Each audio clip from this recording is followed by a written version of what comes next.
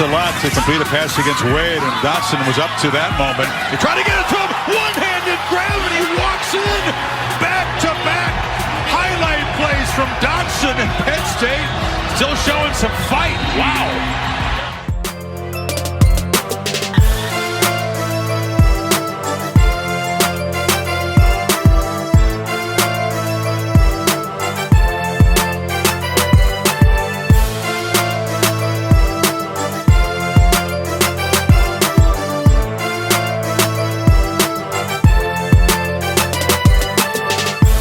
Salut à tous et bienvenue pour ce nouveau numéro du Podcast Ball, 152e édition consacrée en large partie donc à la première semaine de saison régulière de la saison donc 2021 qui est sur le point en tout cas de se terminer puisqu'il reste une rencontre à l'instant où on enregistre cette émission et pas mal de choses à débriefer pour ce rendez-vous. Alabama et Georgia déjà en costaud, Samuel et North Carolina à la peine, une Pac-12 Nord qui inquiète, tout ça sans oublier notre top 5 hebdomadaire de la draft avec notre joueur hot du moment et le grand retour, vous l'attendiez avec impatience, le retour de la chronique Yearbook. On rouvre les livres d'histoire pour s'intéresser à la saison 2001.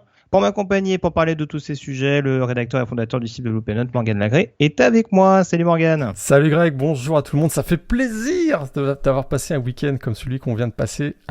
Écoute, beaucoup de bons matchs quand même. Puis du public. Beaucoup de matchs tout court. Hein. C'est bien d'avoir des équipes FCS, mais ça nous donne un programme absolument.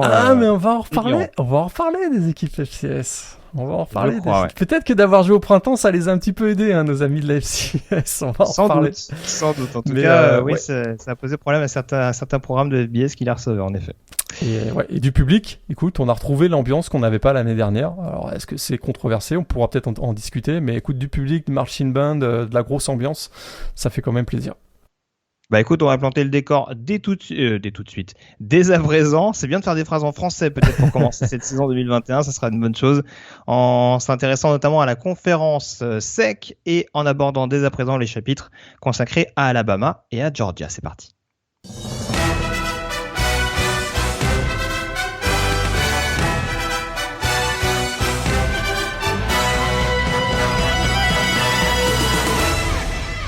Et à tout seigneur, tout honneur, on va tout d'abord évoquer donc le champion national, peut-être parce que c'est celui où il y a eu le moins de suspense, en l'occurrence Morgan, le Alabama Crimson Tide qui affrontait du côté d'Atlanta les Miami Hurricanes. On s'inquiétait un petit peu d'un duel entre équipes classées qui pouvait tourner court. Bah malheureusement pour The U, on a été servi, régalade de la part d'Alabama, régalade notamment offensive, et on l'attendait, Bryce Young est bel et bien là. On leur avait dit à Miami, c'était pas une bonne idée de jouer Alabama en match d'ouverture parce que la stat est implacable. 11 matchs sur terrain neutre d'Alabama de l'ère Nick Saban en match d'ouverture. 11 victoires pour le Crimson Tide et le score combiné 425-141. Donc on vous avait dit les Hurricanes, c'était pas une bonne idée. Et puis voilà, comme je l'avais écrit sur le site, plus ça change et moins ça change, parce que voilà, effectivement, une nouvelle génération de joueurs. On savait qu'il y avait un potentiel énorme. On a très souvent parlé dans ce podcast des recrutements de qualité d'Alabama. Et comme on dit souvent, ils ne reconstruisent pas, ils reloadent. Là, c'est exactement ce qu'on a vu. On s'y attendait. Bryce Young. On avait vu quelques échantillons l'année dernière, un peu un joueur à la Tua Tagovailoa, peut-être même un peu meilleur que Tua Tagovailoa, ce qui faisait peur. Écoute, le premier échantillon, et ça donne le ton de la saison. Alabama pourrait bien marcher sur tout le monde parce que ça a été très très impressionnant. Et puis, juste pour finir cette intro, on l'avait dit, la défense d'Alabama est peut-être la meilleure de l'ère Nick Saban depuis 2016 à peu près. Ouch, attention. Ouais, alors juste pour commencer avec l'attaque, on va faire de manière globale parce que c'est vrai qu'il y a beaucoup de choses à dire dans cette première semaine, donc on va essayer de faire quand même assez concis vis-à-vis du Tide, dont on aura sûrement l'occasion de reparler, j'en suis persuadé, tout au long de cette campagne. Ce qui est fou, c'est que ils ont vraiment jamais laissé la porte ouverte à un quelconque suspense. C'est-à-dire, premier drive, big play, je crois que c'est John Mechie qui met déjà le premier touchdown d'entrée. Exact. Son touchdown de 37 yards et direct après, ça ferme la porte et à aucun moment Miami a été capable de vraiment y croire un tant soit peu. À chaque fois qu'il y a eu un minimum, un degré d'espoir, ils ont repris un coup de massue sur la tête. Je pense par exemple à ce possible safety qui est pas donné sur le lancer de Bryce Young dans side zone et juste derrière, boum, ils prennent un touchdown. Je crois que c'est Jamison Williams qui leur met le touchdown de 94 yards, je vais pas dire de bêtises. Il y a l'action aussi, enfin le drive où Trey Sanders rentre, on le voit pas du match et en 3-4 courses, il assomme littéralement le run stop de Miami. Donc mine de rien, c'est ce que je disais un petit peu en preview, c'est-à-dire que j'ai même pas envie d'être sévère avec cette équipe de Miami parce que le visage des Hurricanes en soi a pas été honteux. Même un D'Eriq King en l'occurrence qu'on a pris plein la tronche pendant tout le match, j'ai quand même trouvé qu'il a pas démérité. Alors c'est sûr que le jeu au sol a clairement été ralenti. Mais franchement voilà, c'est juste que pour le coup, il y a une classe d'écart entre les deux formations.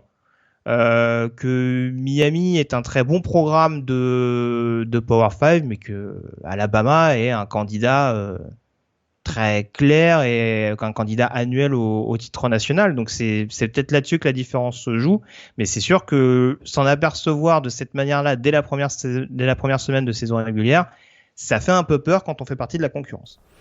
Et Miami n'a jamais réussi à mettre en place un jeu vertical comme on l'avait un petit peu indiqué, c'est-à-dire qu'une des chances qu'ils avaient peut-être, c'était d'avoir un Charleston Rambo qui puisse étirer le jeu, le rendre plus vertical. Il l'a jamais réussi. La plus longue passe réussie par D'Eriq King dans ce match, c'est 29 yards sur une réception de Xavier Restrepo. Charleston Rambo, sa plus longue réception, 9 yards. Ouais, c'est terrible parce qu'à partir de ce moment-là, effectivement, ils se sont retrouvés à essayer de gagner quelques yards au sol. Ils finissent avec 31 courses pour 23 passes. On sait qu'avec la présence de D'Eriq King, ça va de toute façon faire augmenter le nombre de courses, même s'il ne fait que 9 courses sur ce match avec 10 yards au total. Mais ils n'ont jamais réussi à créer le big play, jamais réussi à créer le jeu qui fasse un peu changer le momentum, même si ce safety qui aurait pu être cette action qui aurait pu être un safety aurait pu être ce changement de momentum, mais c'est jamais arrivé. La stat est implacable. Ils n'ont pas passé le milieu du à partir du moment où ils ont passé le milieu du terrain pour la première fois, le score était de 27-0. C'est complètement incroyable. Et effectivement, je te rejoins. Ils ont même pas fait un si mauvais match que ça. Le talent est tellement énorme du côté d'Alabama et ça a été incarné par ce match que écoute, il y avait pas grand chose à espérer. Je sais pas si ça en dit long sur la suite de la saison dans la ACC, mais très clairement Alabama a frappé très très fort. Ouais, c'est sûr. Et puis alors l'autre équipe du coup qui dans la SEC a frappé fort, on sait que c'était deux gros candidats annoncés, comme ça l'est souvent ces dernières années, donc pour le sacre. Georgia en l'occurrence, qui avait un match encore plus délicat du côté de Charlotte contre les Clemson Tigers.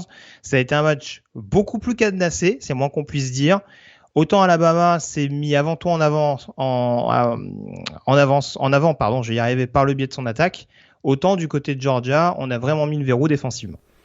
Très impressionnant. C'est vraiment là, on savait également en raison des différents recrutements qu'ils ont pu faire ces dernières années, on savait qu'ils avaient vraiment blindé la défense de 4 et de 5 étoiles. Ça demandait juste un match référence pour cette défense. Bing, ils le font d'entrée. Et puis c'était le match le plus important, le big game de cette semaine, cette première semaine de la saison. Et ils ont été absolument implacables. Écoute, je pense qu'on n'avait pas vu une bataille entre équipes du top 5, top 10 tourner un tel duel défensif depuis le fameux 9-6 LSU Alabama. Oui. Parfois, ça ressemblait un petit peu à ça. Et d'ailleurs, ça s'est joué sur un jouet défensif. Il n'y a pas eu un seul touchdown offensif. La victoire est venue par un pick six de Christopher Smith en fin de première mi-temps. Une victoire 10-3, mais surtout une démonstration défensive. Alors, il y a beaucoup d'enseignements, je trouve, dans cette rencontre. Ça confirme la qualité de la défense des Bulldogs indiscutablement. Les Nakobedin, etc. ont été absolument fantastiques. Ça a aussi beaucoup exposé les carences de Clemson qu'on avait déjà décrites lors de la preview. Incertitude, interrogation sur la ligne offensive. Qui va prendre la succession de Travis Etienne?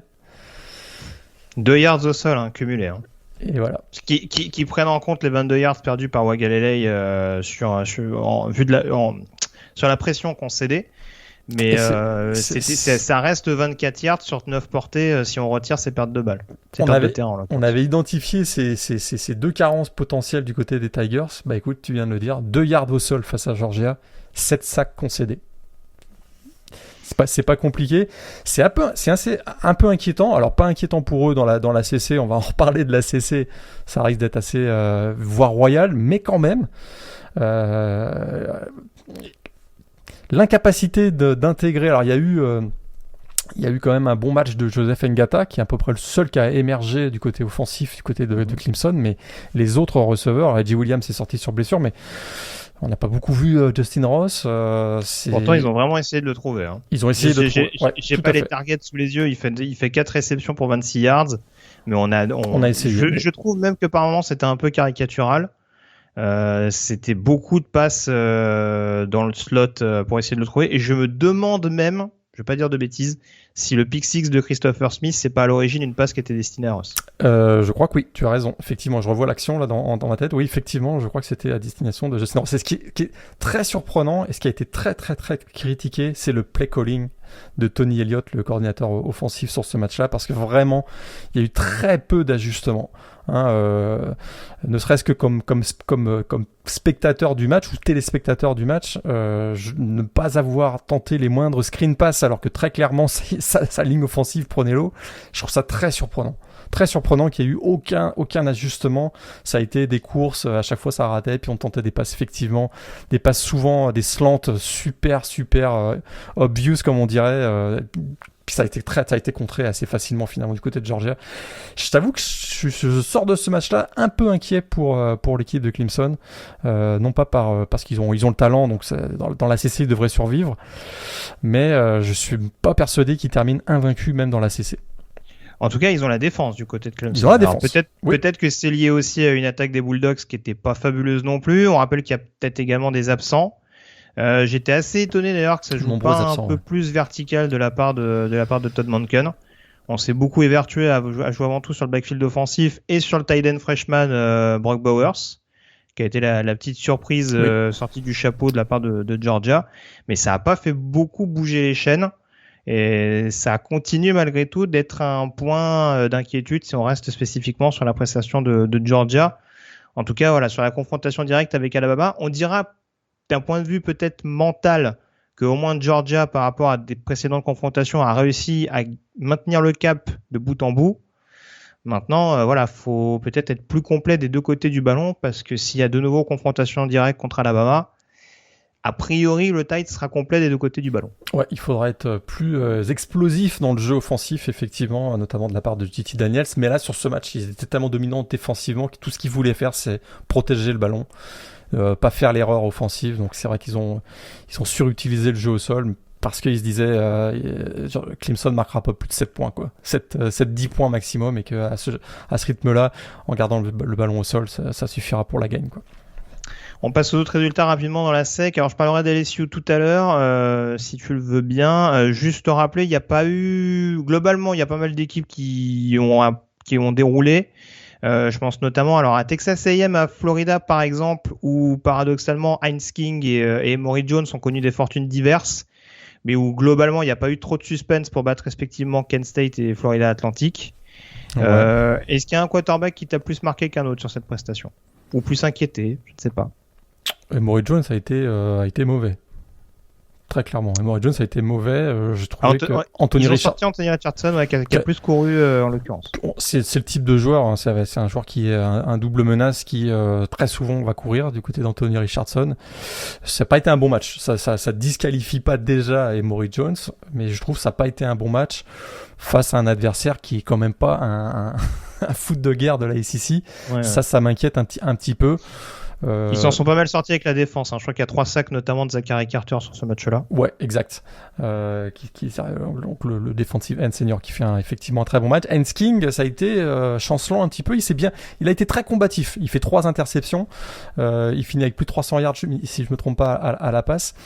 Il est très combatif. Je suis plus optimiste pour lui, pour Heinz King, que du côté de Emory Jones, où ça m'a petit peu inquiété quand même ce qu'on a vu. Il y a d'autres quarterbacks qui ont fait des belles sorties aussi du côté de la SEC, pas celui de Vanderbilt par contre.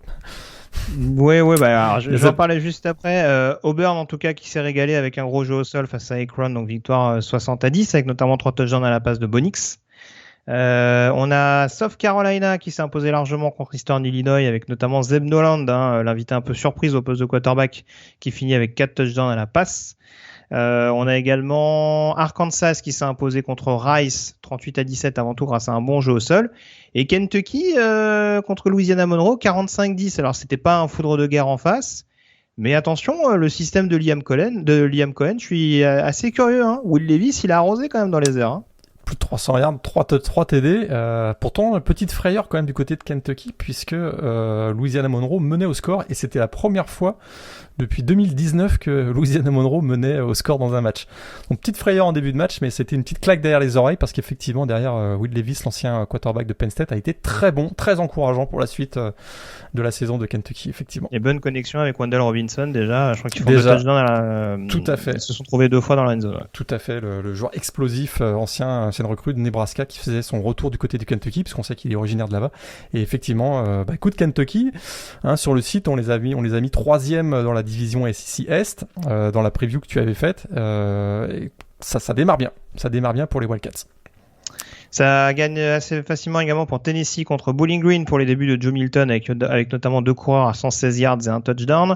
On a la victoire de Missouri contre Central Michigan, mise en route un peu tardive, mais en tout cas grosse prestation également de Tyler Beatty sur le jeu au sol pour assurer la victoire des Tigers. Et puis on a, t'en parlais, la défaite de Vanderbilt, défaite plus ou moins surprise, on sait pas trop. En tout cas, pour Clarky, ça annonce déjà une saison assez longue, défaite contre East Tennessee State. Qui programme de 1AA. Ouais.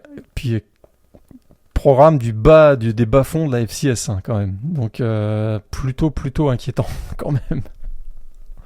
Et puis également à signaler, je le gardais pour la fin, mais fin de match absolument haletante entre Mississippi State et Louisiana Tech.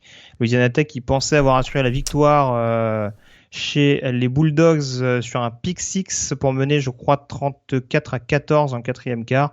Et Mississippi State qui marque 3 touchdowns pour s'imposer la dernière minute avec même un field goal manqué de la part des Bulldogs, mais du coup ceux qui étaient en face. Plus gros comeback de l'histoire de Mississippi State. Effectivement, ils étaient menés 34-14 dans le 4e quart-temps. Donc vraiment très très belle victoire. Et un Will Rogers qui commence à le quarterback donc des Bulldogs, qui commence à trouver ses marques avec 370 yards à la passe, 3 TD.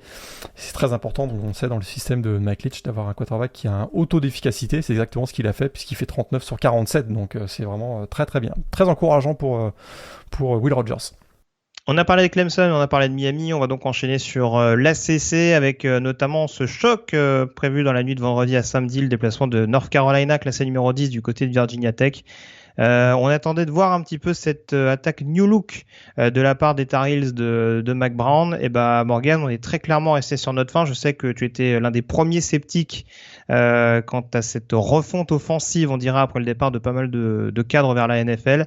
Ça a été très très compliqué du côté de Blacksburg face à une défense absolument affamée. J'étais sceptique, mais pas au point de penser que ça se passerait aussi mal que ce que ça s'est passé pour les Tar Heels dans ce match.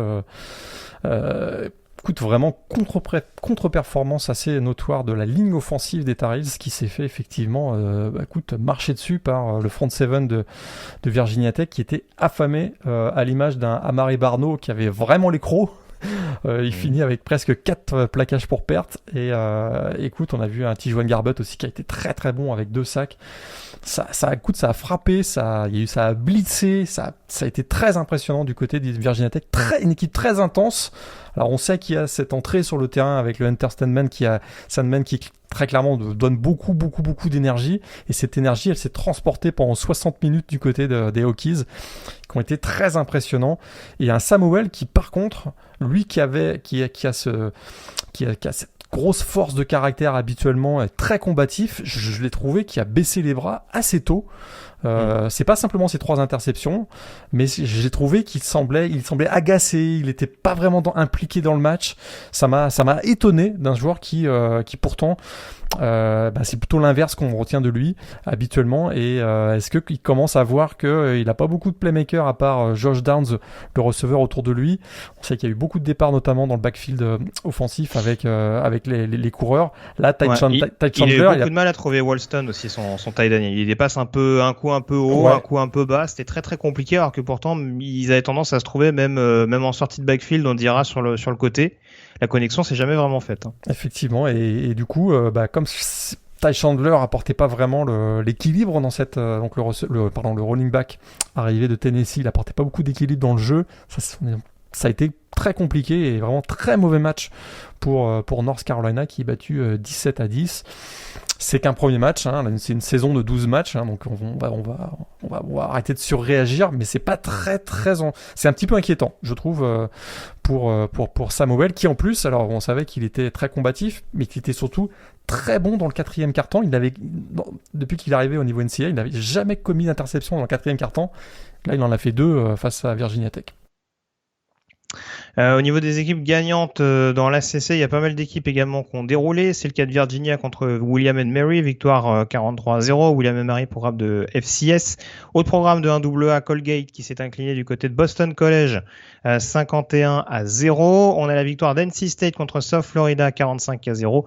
Et la victoire de Pittsburgh contre UMass, 51-7. J'oublie pas non plus la victoire de Wake Forest contre Old Dominion, 42-10. Donc il y a quand même eu des succès assez confortables pour pas mal d'équipes d'ACC. Syracuse qui évite le piège du côté d'Ohio, 29-9.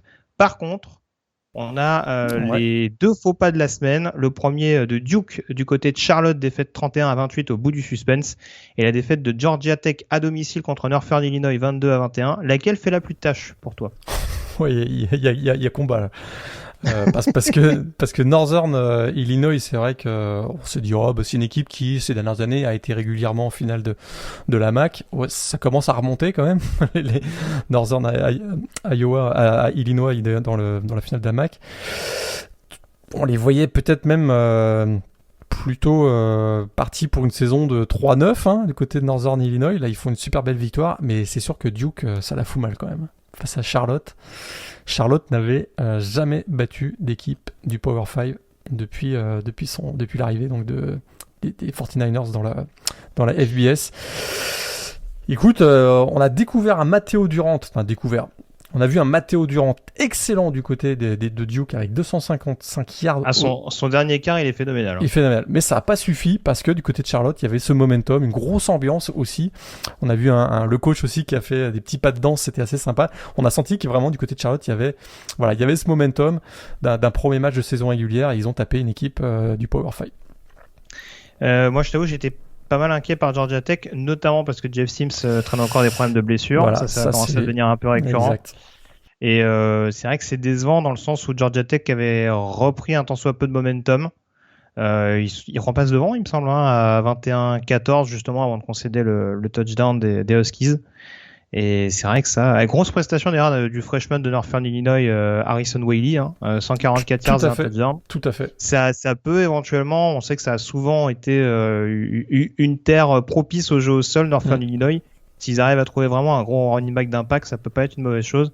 Mais en tout cas, pour Georgia Tech, oui, ça va peut-être commencer à être une année critique pour Geoff Collins si on voit que c'est de nouveau une équipe de bas de classement qui se bat à peine pour une fiche de 6-6, quoi. Et la tronche de la CC avant le match contre Louisville contre Ole Miss, ils ont un bilan de 7-6 pour le moment.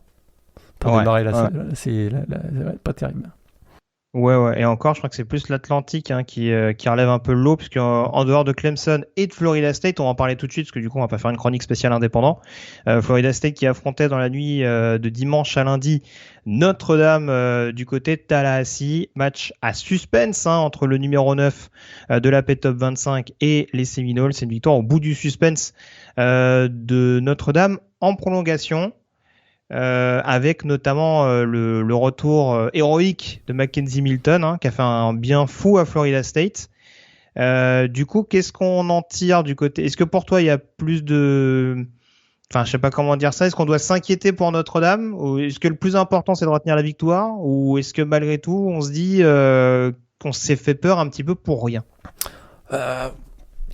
On s'est pas fait peur pour rien parce qu'il y a eu vraiment une très belle prestation de Florida State. Puis ça, c'est pas uniquement la fin de match héroïque avec l'entrée de Mackenzie Milton. De manière générale, Florida State a été beaucoup plus impliqué, beaucoup plus intense, de meilleurs plaquages, de meilleures assignations. Vraiment un bien meilleur match que ce qu'on avait connu de Florida State ces 3-4 dernières saisons. Donc ça, c'est plutôt encourageant. Un jeu au sol aussi qui s'est du côté de Florida State qui était quasiment inexistant. Presque envie de dire depuis Dalvin Cook et puis là ça a été nettement meilleur du côté de Notre-Dame. On a vu un meilleur aussi Jordan Travis du côté de Florida State, bien meilleur que celui qu'on avait vu. Oh, tu vas me lancer sur un sujet là. Oh là là. Je te dis pas que c'est un premier tour de draft NFL, mais il a été bien meilleur que ce qu'on avait vu dans j'espère bien. Et puis du côté de Notre-Dame, ce qui était, voilà, on savait que la ligne offensive c'était le gros point d'interrogation. Ils ont été bien meilleurs en pass protection que sur le jeu au sol.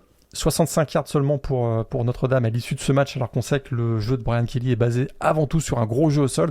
Ça, c'est ce qui m'inquiète un petit peu. C'est peut-être le point d'inquiétude de Notre-Dame à l'issue de ce match. Mais écoute, sinon, on a vu un Jack Cohn qui finit à 366 yards, 4 touchdowns pour un game manager. C'est quand même pas si mal. Une interception, mais je crois qu'il est juste avant la prolongation. Oui, c'est c'est une passe Ave Maria en fin de première mi-temps, donc ça compte à peine. J'ai trouvé que voilà, il prenait de bonnes prises de décision et il commence au fur et à mesure que ça a démarré très fort avec ce premier drive conclu par le Titan Michael Mayer qui finit d'ailleurs avec 9 réceptions et 120 yards. Mais j'ai trouvé que plus le match avançait, plus il se sentait mieux avec des joueurs comme Kevin Austin, notamment. On a vu qu'il a bien utilisé Kyren Williams sorti du backfield offensif. Donc vraiment Jack Cohen, plutôt une bonne performance.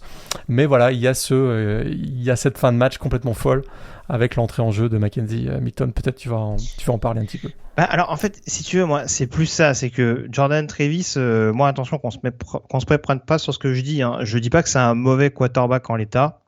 Ça peut être un solide quarterback titulaire dans énormément de programmes de première division. Mais je veux dire, au bout d'un moment, à Florida State, ça fait un peu léger, quoi. Il fait 3 interceptions, donc quasiment 2 de suite. En plus, faut voir, les 2 interceptions de Kyle Hamilton, c'est quasiment des copies conformes. Hein. C'est la même. Ouais. Moi, j'avoue, les QB comme ça, qui passent leur temps à scrambler pour lancer des ballons un peu désespérés comme ça, j'ai du mal à comprendre. Quitte à scrambler, sors là si t'as pas de solution, mais c'est un peu compliqué. Et ouais, moi, très franchement, je me suis posé la question. Alors, sans connaître concrètement l'état de santé de Mackenzie Milton, je me suis dit, mais pourquoi Mike Norvell ne le fait pas rentrer plus tôt? Et on voit que quand Mackenzie Milton entre, alors, ok, on est en milieu de 4e quart, etc., mais ça change du tout au tout. Ça change du tout au tout, mais honnêtement, étant donné la pression que Notre-Dame a mis défensivement sur le backfield offensif en première mi-temps, parce qu'il y a ça aussi quand même, il y a eu un Foskey notamment qui a été remarquable au niveau du pass rush. J'avais peur pour la santé de Mackenzie Milton. Honnêtement, la première mi-temps, ils se sont fait vraiment bouger sur la pass protection. Mais du coup, Florida State est plus prévisible parce que Jordan Travis, c'est très bien de faire un peu languille dans le backfield pour essayer de trouver une solution. Mais du coup, après Notre-Dame, entre guillemets, n'a plus qu'à charger la boîte.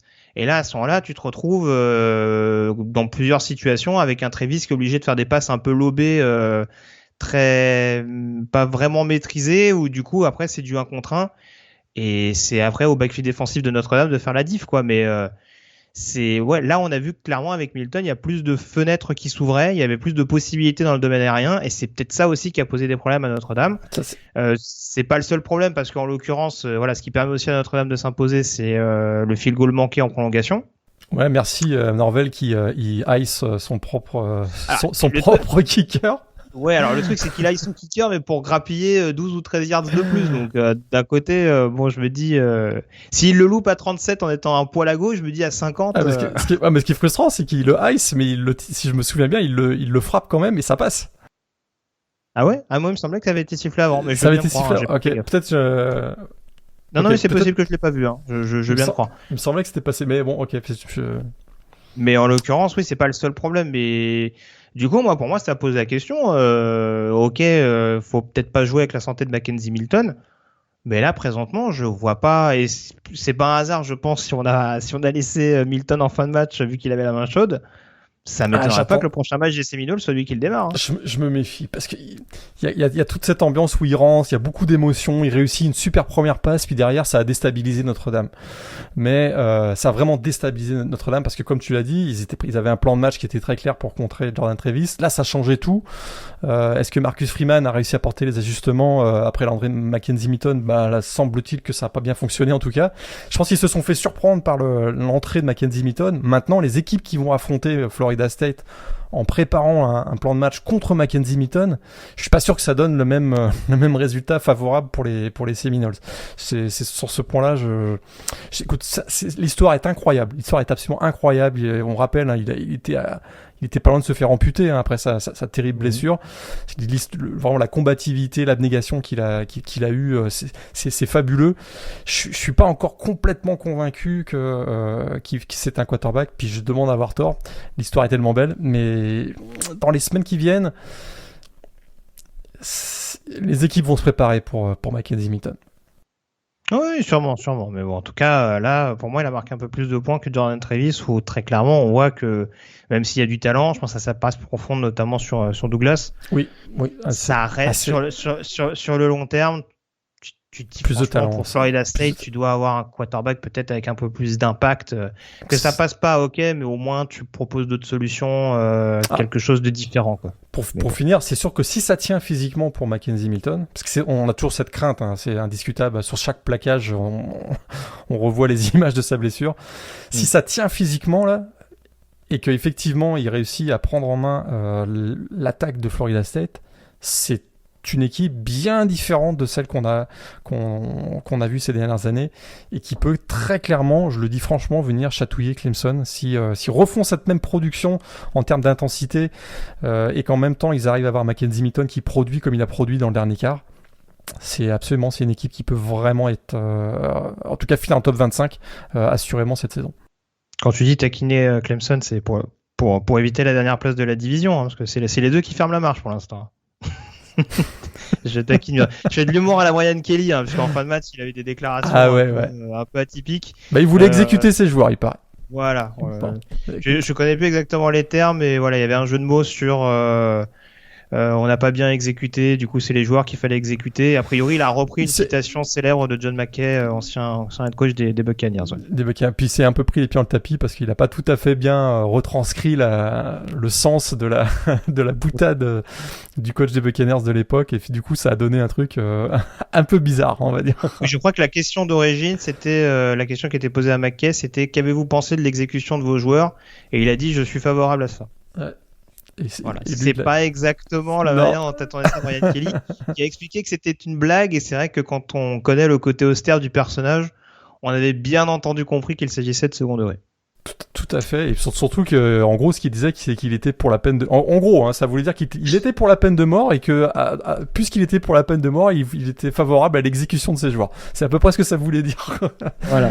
Mais on a bien fait lui poser la question quand même pour qu'il approfondisse. Tout à fait. Alors qu'en plus, c'était une boutade, puisque, semble-t-il, il est pas du tout favorable à la peine de mort. Enfin voilà, ça donnait un truc super malaisant en fin de match. C'était assez bizarre. Voir le visage de la journaliste qui se crispe un petit peu. Ouais. Mais on passe à la Big Ten à présent, avec notamment la division Est qui a frappé fort. On avait 4 confrontations interconférences au cours de ce week-end, 3 victoires pour une défaite en faveur de la division Est, avec notamment la victoire la plus symbolique, celle de Penn State du côté de Wisconsin. Alors on va le dire tout de suite, Morgan, victoire 16-10 des Nittany Lions. Ça a été un match très fermé, notamment en première période, mais juste après le touchdown de Jared Dodson, il y a vraiment eu tous les ingrédients d'une grosse fin de rencontre à intensité. Je sais pas si je suis le seul. J'aime ces matchs-là de la Big Ten. Ces grosses batailles sur la ligne de scrimmage où chaque yard il faut aller le chercher avec les tripes et avec les dents, et ça rend en plus ça rend, à chaque fois qu'il y a un big play comme une réception de Jared Dodson, ça devient un événement, alors que dans des gros matchs où ça finit à 52-45, ça devient une anecdote. Là ça devient incroyable, et je t'avoue que j'ai eu pas mal de plaisir à regarder ce match-là finalement. Et ça se termine avec 2 grosses interceptions lancées par Graham Mertz, donc de Jaquan Brisker et Jair Brown.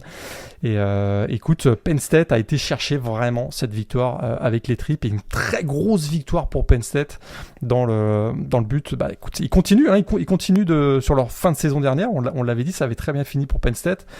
Là, ils sont pas forcément rassurés offensivement avec il y a le duo Sean Clifford, Jalen Dodson qui a fait un bon match. Mais voilà, cette victoire entre 2 équipes classées à la PayPal, ce sont les Nittany Lions qui sortent vainqueurs et qui viennent prendre la première place dans la Big Ten Est. Alors, première place partagée avec d'autres équipes comme Ohio State, ouais. Mais c'est plutôt intéressant, je trouve, une grosse victoire qui pourrait compter énormément en fin de saison quand on fera les comptes. Bah, c'est sûr qu'en plus c'est vraiment une équipe qui avait besoin de repères, et alors, il y a vraiment des cadres défensifs qui sont sortis du lot sur ce match-là, ce soit des Ellis Brooks, des Jaquan Brisker qui a traîné la patte pendant longtemps dans ce match et qui sort avec l'interception. Il y a eu un très bon match de Brandon Smith également de mémoire. Je sais que Jair Brown notamment a fait un gros boulot sur Ferguson pendant tout le match et fini avec l'interception. Et Biketty en effet, mais il y a eu vraiment ça peut être vraiment un gros match référence pour Penn State, parce que voilà, c'est un match qu'ils ont été chercher dans la douleur, dans l'adversité, pas forcément face à une grosse attaque de Wisconsin, parce que pour le coup, Golden Graham, bof. Hein, très bof. Hein. Enfin, sa ligne offensive aussi, hein, c'est vrai qu'on l'avait ciblé en preview. Moi, j'étais très sceptique pour une victoire de Penn State parce que je pensais que la O-line aurait les plus grandes difficultés. Et très clairement, à partir du moment où Penn State a vraiment dominé dans ce secteur de jeu, ça devenait compliqué pour Wisconsin et pour Graham Mertz de proposer un tant soit peu d'alternance, même si au niveau du jeu au sol, Chase Mellusi a réussi à produire. Même Guerrero, il me semble, fait pas des mauvaises stats en état, mais ouais, enfin, c'est compliqué pour Wisconsin de gagner si dans les tranchées tout est pas clean. Et à leur défense, ils ont eu 2 gros absents, Jalen Berger, donc qui a pas joué du tout dans ce match-là, et ça c'était quand même donc le running back. Ça a été quand même une grosse perte. Et il y a juste quelques heures avant le coup d'envoi, donc un de leurs linebackers vedette, Léo Chenal, a été testé positif à Covid, donc absent aussi pour ce match. Et si je me trompe pas, Jackson Bourne aussi il est sorti en cours de match. Donc il y a eu quelques absents, des gros leaders qui étaient absents, et ça a joué en défaveur de Wisconsin. Les 2 autres vainqueurs importants dans les confrontations interconférences, c'est Michigan State, qui a réussi un coup de force chez le vainqueur de la division Ouest de l'an passé, Northwestern, victoire 38-21, avec notamment des gros débuts pour Kenneth Walker, le transfert de Wake Forest avec 4 touchdowns. Et puis on attendait, Morgan, de voir un petit peu l'attraction Ohio State du côté de Minnesota, avec les débuts de CJ Stroud notamment, pour prendre la suite de Justin Fields. On s'est fait un petit peu peur du côté d'Ohio State, mais une victoire quand même 45-31. Je suis curieux d'avoir ton avis sur Stroud, parce que j'ai eu beaucoup d'avis défavorables à son sujet, beaucoup de critiques pour un joueur qui est uniquement redshirt freshman, on le rappelle.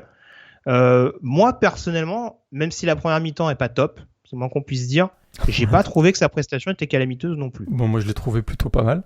C'était donc gros un environnement super hostile à Minnesota. Il y a des équipes qui se sont cassées les dents là-bas bien des fois ces dernières années.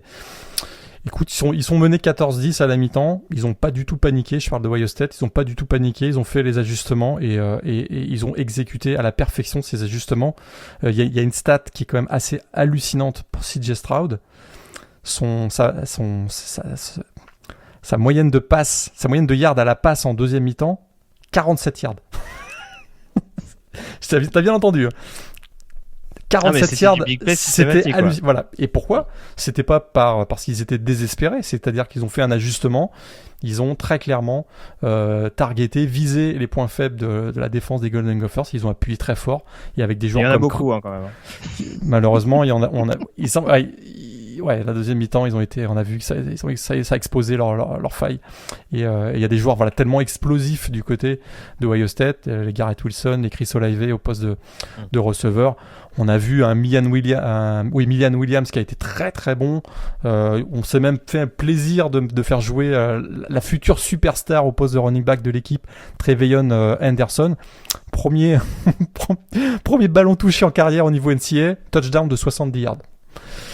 voilà, il y a tellement de star power du côté de Ohio State que écoute, c'est une très belle victoire. Mais pour revenir à CJ Stroud, ça a eu une performance énorme en première mi-temps, mais en deuxième mi-temps, il a fait des ajustements. Il a parfaitement appliqué les ajustements qui ont été imaginés par le coaching staff à la mi-temps, et c'est ce qu'on demande à un quarterback. Et l'émission est assez longue, mais j'ai été assez fasciné par les appels de jeu offensifs de Minnesota quand même. L'énorme talent, Mohamed Ibrahim, je peux absolument pas dire le contraire, mais quand tu vois qu'après sa sortie de blessure, on commence à jouer dans les airs et au miracle, ça passe. Et je veux bien qu'Ohio State joue peut-être un peu plus à sa main avec un avant, mais je comprends pas pourquoi ils ont pas pu s'alterner le jeu, même avec un Hotman Bell qui était blessé. Un Dylan Wright fait pas un mauvais match. On a vu que Daniel Jackson sur certaines séquences était assez intéressant. Je comprends pas pourquoi on s'est évertué, même je sais qu'on est dans la Big Ten, hein, mais pourquoi on s'est évertué à jouer exclusivement sur un running back au point de l'essorer littéralement et de risquer la blessure pour avoir ensuite une saison complètement tronquée. Mais surtout que la faille probablement de cette équipe d'Ohio State, c'est encore la défense aérienne. Donc effectivement, oui, non mais c'est ça, parce qu'en plus ils ont beaucoup ciblé apparemment Denzel Burke, qui a eu 3 passes défendues sur le match, mais quelques interférences également.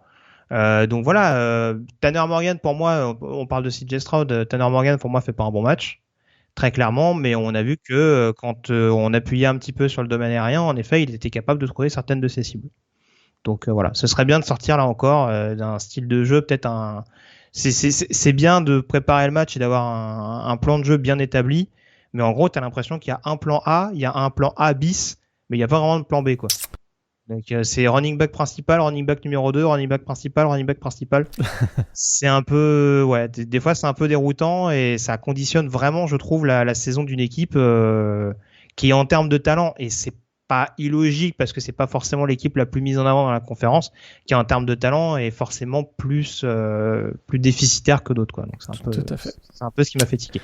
Et Ryan Day est toujours invaincu en match intra Big Ten avec un bilan de 16-0. C'est quand même assez incroyable. Ouais. Parlant de quarterback, par contre inquiétant, Michael Penix, c'était pas top du côté d'Iowa. Déroute Indiana 34-6 avec notamment 2 pick six de Riley Moss en tout début de match. Ils ont éteint la lumière assez rapidement, les Hawkeyes, avec ces 2 actions défensives et un touchdown longue distance de Tyler Goodson. Pas grand chose à retenir, mais vu que Jack Tuttle est rentré en cours de match, la question du quarterback peut se poser.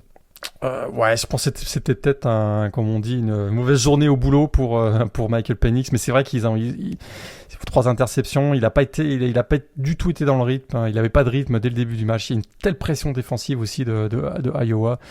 Ils ont pas su s'ajuster eux pour le coup, il y a des erreurs qui ont été payées cash avec ces deux interceptions de Tyler Moss. Derrière, il y a Tyler Goodson qui a fait le boulot aussi au poste de running back pour les Hawkeyes. Ouais, vraiment un très mauvais match. Ils espéraient justement surfer un peu sur leur momentum de la dernière Indiana. Peut-être que s'ils ont à voir, mais je pense pas qu'ils seront classés cette semaine à la PayPal, et ça peut-être. Voilà, surtout qu'encore une fois, la Big Ten Est, je crois que c'est la seule équipe qui a perdu dans la Big Ten Est cette semaine.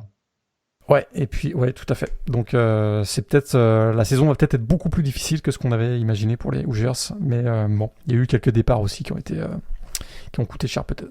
Ouais, justement les autres résultats dans la Big Ten Est rapidement, que des victoires. Donc, on a la victoire notamment de Maryland contre West Virginia, victoire 30-24, très beau match dans lequel c'est notamment illustré Tolia Tagovailoa avec 3 touchdowns dans les airs. On a Rutgers is back. Ils ont déroulé notamment contre Temple, victoire 61-14 avec un excellent Olaf Atukeisi au poste de linebacker. Ouais, et puis pas souvent, mais vas-y. Un match vraiment bizarre parce que 61 points pour Rutgers, tu te dis c'est l'explosion offensive, pas vraiment, puisque 61 points, mais ils font à peine 350 yards en attaque. Ouais. Mais ils récupèrent, je crois. Il y a 5 turnovers, 5 turnovers de Temple, donc ils ont à peu près démarré les drives à chaque fois à 30 yards de la end zone, donc c'est faut mettre Noah Vedrol dans les meilleures dispositions, c'est important. Ouais. Par contre, ton copain Diwan Matisse, il quitte Georgia, mais c'est il commence pas très bien du côté des Tout Holds. à En fait. l'occurrence, il se rappellera assez longtemps de son déplacement du côté du New Jersey. Et puis Michigan également qui a déroulé face à Western Michigan, victoire 47-14. Défense un peu naïve en face, mais du côté des Wolverines, on a bien capitalisé avec notamment un jeu au sol assez efficace. Blake Corum qui a été bon très tôt. Et puis c'est vrai que, écoute, j'ai trouvé une équipe de Michigan qui a exécuté le plan de match, qui a été avec un cahier de McNamara qui a été plutôt bon. Petite inquiétude, c'est la blessure de Ronnie Bell qui avait frappé fort dès le début du match avec un touchdown de 76 yards. Donc on va voir la suite, mais c'est plutôt encourageant. Ils auraient pu se prendre les pieds dans le tapis. Ça n'a pas du tout été le cas. Une victoire de plus de 30 points pour les Wolverines. Est-ce que Bell était sonné? Non, blague un peu anglophone, tout ça, ouais, c'est pas vrai. Bon, pardon. En plus, c'est pas drôle comme sujet. Pour les autres résultats, on espère que ça va bien aller. oui, pour lui. oui, bien entendu. Attends, on lui souhaite de se rétablir assez rapidement, surtout avec une attaque de Michigan qui a l'air de carburer pas mal. Nebraska qui s'impose assez largement contre Fordham, programme de 1AA, victoire 52-7 pour se remettre de la défaite du côté d'Illinois. Illinois, en revanche, défaite à domicile contre UTSA. On avait identifié en début de saison que Texas San Antonio, c'était pas une bonne équipe à prendre dès le début de la saison. Ça s'est vérifié avec notamment une attaque assez inarrêtable du côté des Roadrunners. Et puis leur fameux running back dont on avait parlé, Sincere McCormick. Pas de touchdown pour lui, mais il a fait le boulot. 31 portées de ballon pendant ce match. Et puis, il a ouvert les brèches pour derrière que Brendan Brady marque 2 touchdowns. Donc voilà, UTSA, écoute, Frank Harris a joué un match propre. Il y a Zachary Franklin qui a donné beaucoup de maux de tête à, je crois que c'est Tony Adams, le corner d'Illinois. Ouais, donc 10 réceptions pour Zachary Franklin, effectivement, dans ce match. Et puis, et Sidkowski n'a pas été mauvais. Hein. Il a joué... En plus, ouais. 3 touchdowns. Mais par contre, le jeu, c'est là où on voit, encore une fois, on reste sur du Brett Bielema, c'est là où on voit que par contre, si Illinois est débordé dans les tranchées, là c'est plus compliqué. Et c'est ce qui s'est passé. Et c'est vrai que ça paraît être une surprise, mais on l'avait identifié, tu as raison, UTSA comme une équipe qui pouvait être pour la gratter, comme tu aimes si bien dire, et c'est exactement le cas, c'est exactement ce qui s'est passé dans ce match. Et là, on a la victoire également de Purdue pour finir face à Oregon State, victoire 30-21 avec notamment des bonnes connexions entre Jake Plummer et ses deux cibles prioritaires que sont David Bell et Payne Durham. On a un George Karlaftis aussi qui s'est pas mal mis en évidence au niveau de la défense des Boilermakers. Par contre, Oregon State, très mauvais début pour Sam Neuer, qui a été remplacé en cours de match par Chance Nolan. Ouais, et puis pas de jeu au sol. Hein. On voit que... Ils ont affronté Purdue, ils se sont dit on va changer de QB, ça leur fera plaisir. Et Chance Nolan, c'est pas lui, c'est pas ce joueur qui était rentré pour donner la victoire face à Oregon il y a 1 an ou 2 sur la dernière action. Je crois que c'est lui. Mais en tout cas, pas de jeu au sol pour les Beavers, et ça a été très préjudiciable pour cette équipe qui s'incline donc à Purdue. On enchaîne avec la Big 12 à présent, avec des Sooners à 2 visages contre Tulane. On rappelle un petit peu les circonstances du match. Rencontre qui était prévue de se disputer du côté de Tulane, enfin sur le terrain du Green Wave. Rencontre qui a été relocalisée donc chez les Sooners à Norman en raison de l'ouragan Ida qui frappe actuellement notamment la Louisiane. Et Oklahoma qui est pas passé loin de se faire upsetter. Victoire 40-35 dans un match qui aurait pu être extrêmement tranquille puisqu'ils ont quand même mené 37-14 à la mi-temps. Nos camarades des Sooners. Ils se sont fait une grosse frayeur avec notamment un dernier drive potentiellement de la victoire pour Tulane en fin de rencontre. Visage assez symptomatique. Est-ce que Oklahoma n'est pas l'image de son quarterback, Spencer Rattler, à qui on laisse les clés pour l'instant malgré l'émergence de Caleb Williams et qui continue malgré tout, enfin qui en tout cas commence la saison en nous montrant un côté un peu bipolaire. Un peu bipolaire, il y a une sorte un peu dilettante, un peu très sûr de soi, et puis c'est ce qui s'est passé. Ils ont été un excès de confiance dans le 4e quart-temps face à une équipe de Tulane qui est combative, à l'image de son quarterback Michael Pratt. Voilà, une équipe d'Oklahoma qui est passée tout proche de la correctionnelle après avoir pourtant déroulé dans une première partie de rencontre. Bon, c'est peut-être la petite gifle dont ils avaient besoin. Ils s'en sortent bien avec une victoire de 5 points, mais c'est sûr que s'ils veulent aller loin dans la saison, dans la Big 12 et en playoff, il faudra vraiment jouer 60 minutes. Bon, c'était peut-être un rappel à l'ordre pour cette équipe d'Oklahoma, mais je suis pas extrêmement inquiet quand même.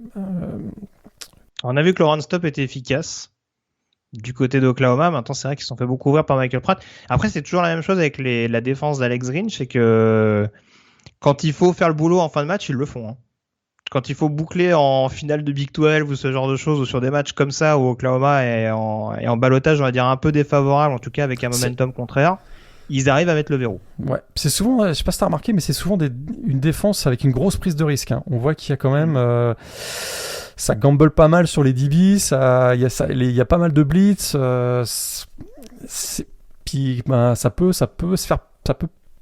peut être très efficace comme se faire payer cash. Donc il y aura probablement quelques ajustements, mais je suis pas encore, comme je disais tout de suite, je suis pas extrêmement inquiet encore pour les Sooners.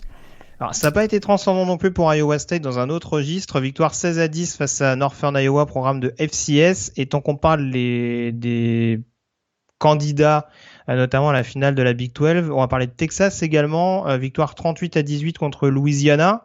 Succès quand même assez tranquille de la part des Longhorns. Je sais pas ce que tu en as pensé. Alors, dis-nous un petit peu ton avis sur les Cyclones et sur les Longhorns, ce que tu en as pensé. Les Longhorns, j'ai trouvé effectivement, je trouve qu'on n'en parle pas suffisamment parce que c'était un match entre deux équipes classées. Louisiana, les Red Cajuns, clairement des candidats pour être le représentant du Group of Five à la fin de la saison dans un bowl du Nouvel An. Une équipe très complète avec beaucoup de joueurs de retour. Et j'ai trouvé qu'effectivement, les Longhorns, ils les ont ouverts, quoi. Alors, on sait qu'on a donné beaucoup de ballons à Bijan Robinson. On savait que ça allait être le cas, ce running back explosif qui termine la rencontre avec 176 yards. Mais on a vu un Hudson Card, freshman, écoute, en plein contrôle de la situation. J'ai bien aimé aussi le fait que Jordan Whittington retrouve un rôle assez prépondérant dans le jeu aérien. Et défensivement, ça a frappé quand même pas mal aussi. Écoute, une victoire de 20 points face à une équipe qui classée, qui probablement sera encore un candidat à un bowl du Nouvel An en fin de saison. J'ai été plutôt impressionné pour ce premier match de Steve Sarkisian et je trouve qu'on n'en parle pas beaucoup de cette équipe de Texas à l'issue de cette première semaine. Et l'attaque d'Iowa State, du coup, qui retombe dans ses travers. On va dire que le plus important, c'est la victoire, parce que généralement, ils commençaient mal avec des défaites en prime.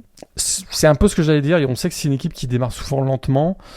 La défense de Northern Iowa, c'est une des plus grosses défenses de la FCS, et ça s'est encore vu. On va peut-être en reparler, mais on voit que le fait que les équipes FCS ont eu beaucoup de répétitions au printemps, puisqu'il y a eu une mini-saison au printemps, qu'on avait d'ailleurs pu suivre sur Blue Planet et avec le podcast, avec Antoine. On sait que ça a peut-être, ces répétitions donc des Panthers de Northern Iowa, peut-être portent des fruits aujourd'hui.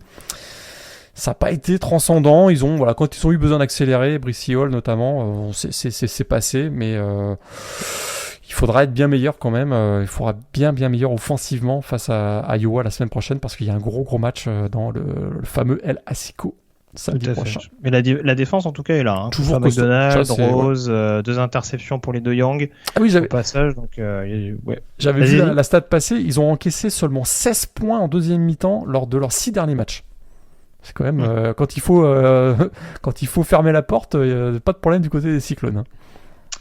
Faut juste rectifier l'attaque, mais on fait confiance à Matt Campbell pour ça. Pour le reste, j'ai parlé de West Virginia tout à l'heure, donc que des victoires pour les programmes de Big 12.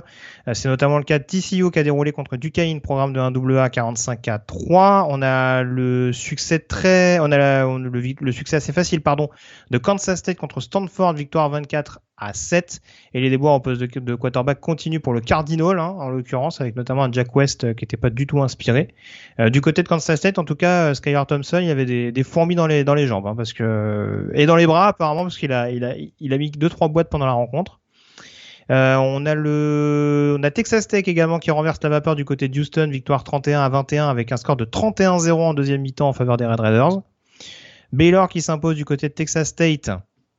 Je dis ça la mort dans l'âme. Victoire 29-20 de la part de l'équipe de Dave Aranda. Oklahoma State qui s'est fait très peur contre Missouri State alors qu'ils avaient pourtant le match en main.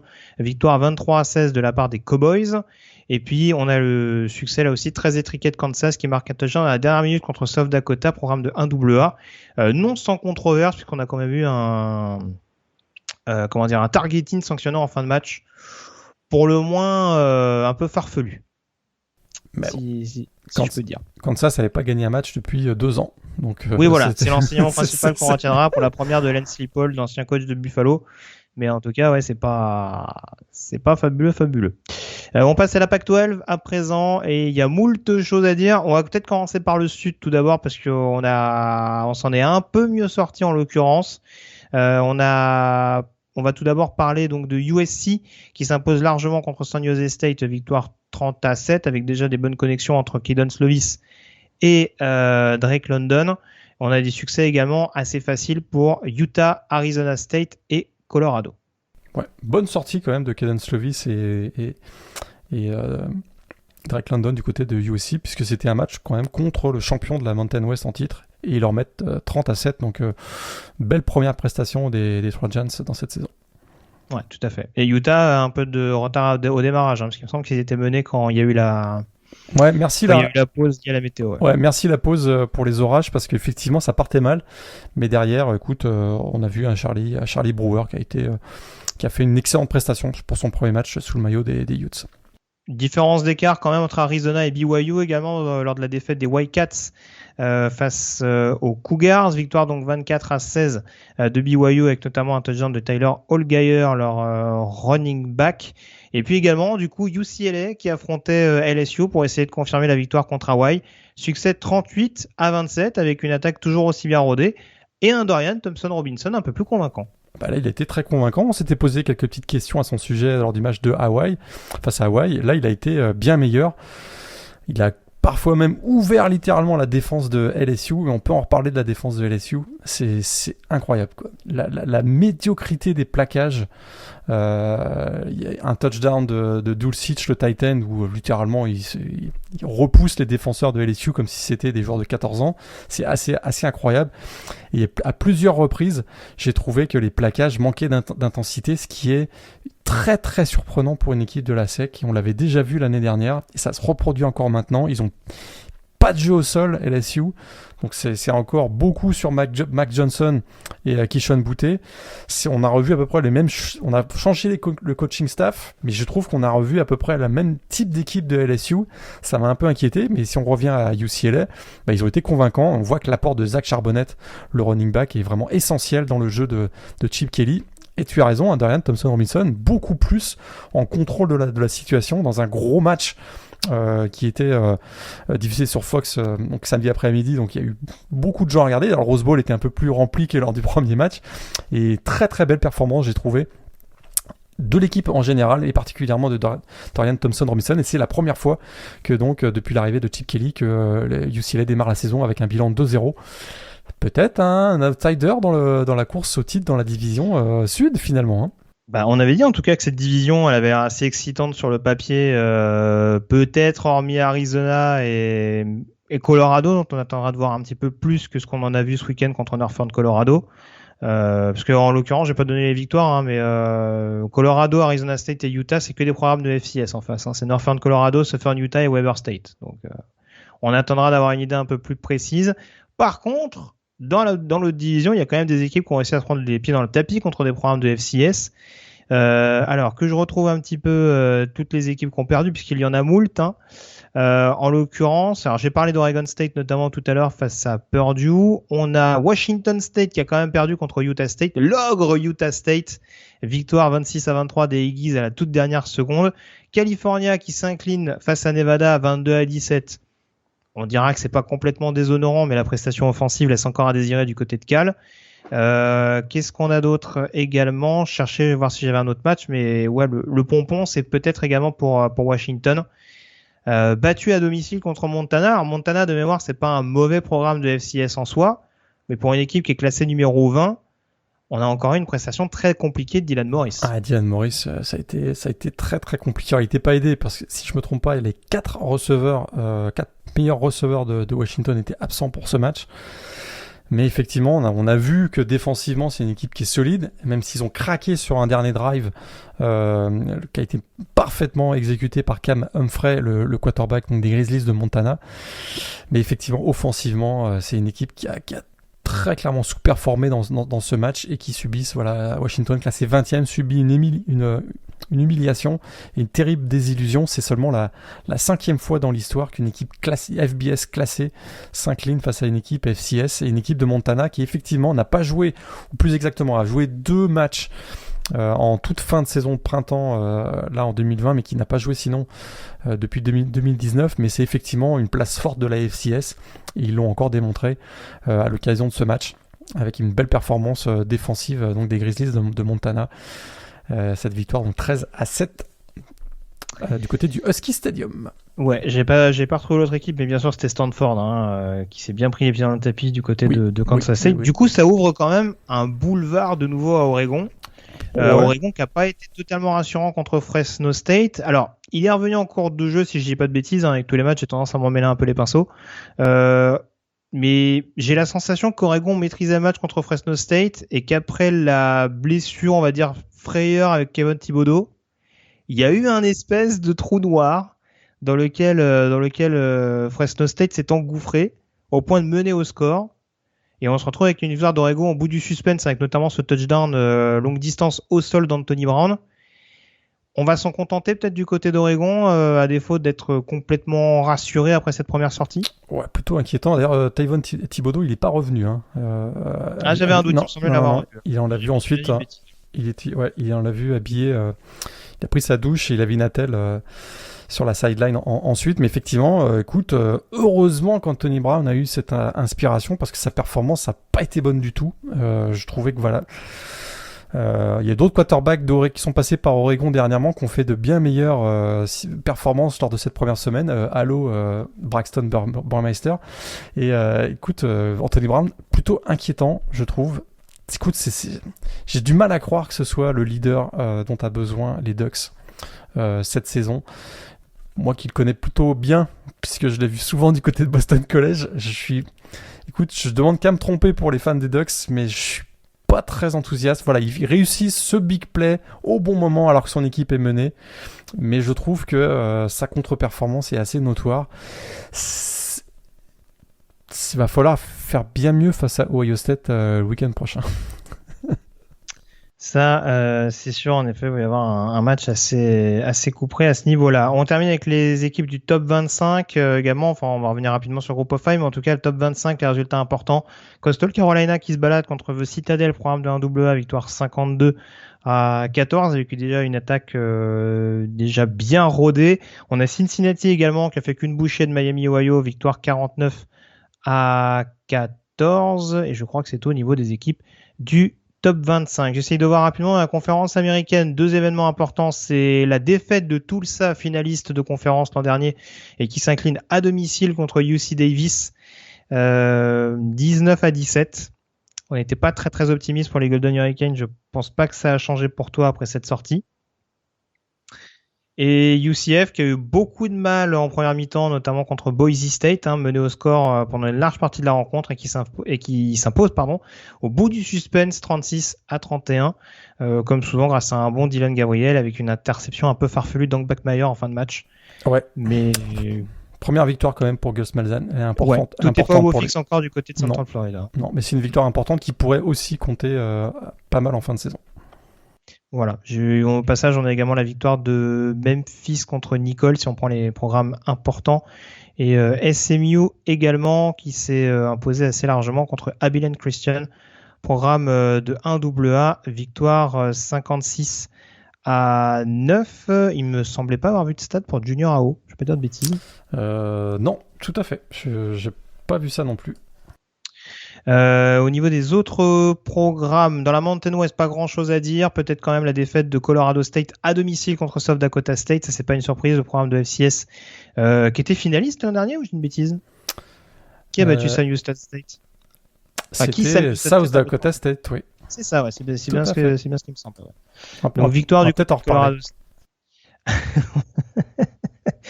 Et puis au résultat important, San Diego State également qui commence pas mal. New Mexico qui s'impose face à Houston Baptiste, ça te fera plaisir, j'en suis persuadé.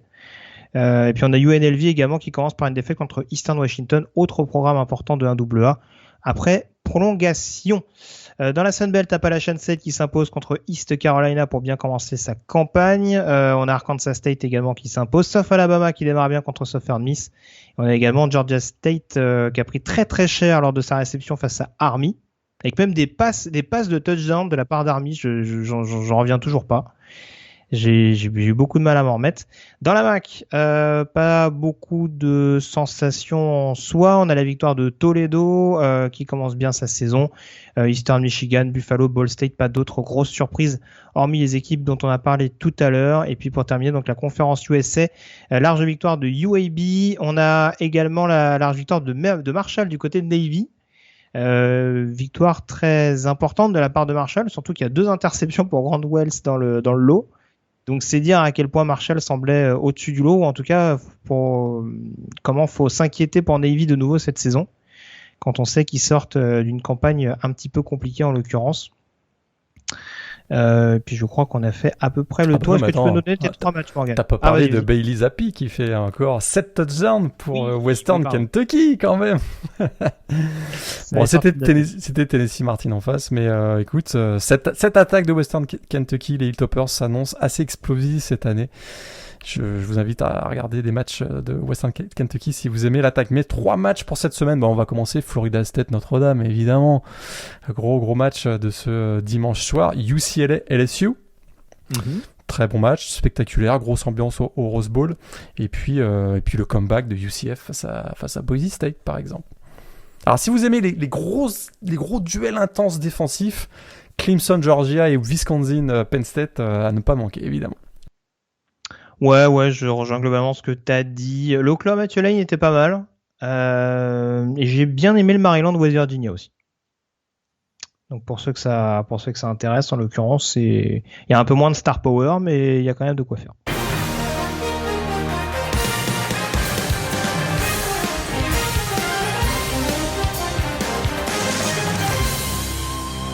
On passe du coup à la chronique draft avec notre top 5 de la semaine. Morgan, lequel est-il de ton côté? Est-ce qu'il y a beaucoup de choses qui ont changé depuis la semaine passée? Oui, parce que la semaine dernière, c'était tellement imprévisible le début de saison que j'avais fait une petite blague avec ces 5 joueurs défensifs, même si je pense ce sera une draft assez fournie en défenseurs.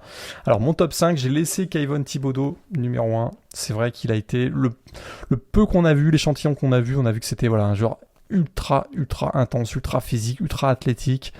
Effectivement, il y a un peu de Jadeveon Clowney chez lui. Il fait un sac quand même dans ce match, même s'il a joué qu'une seule partie. Il est pour l'instant, pour moi, le numéro 1 de la draft. De la prochaine draft.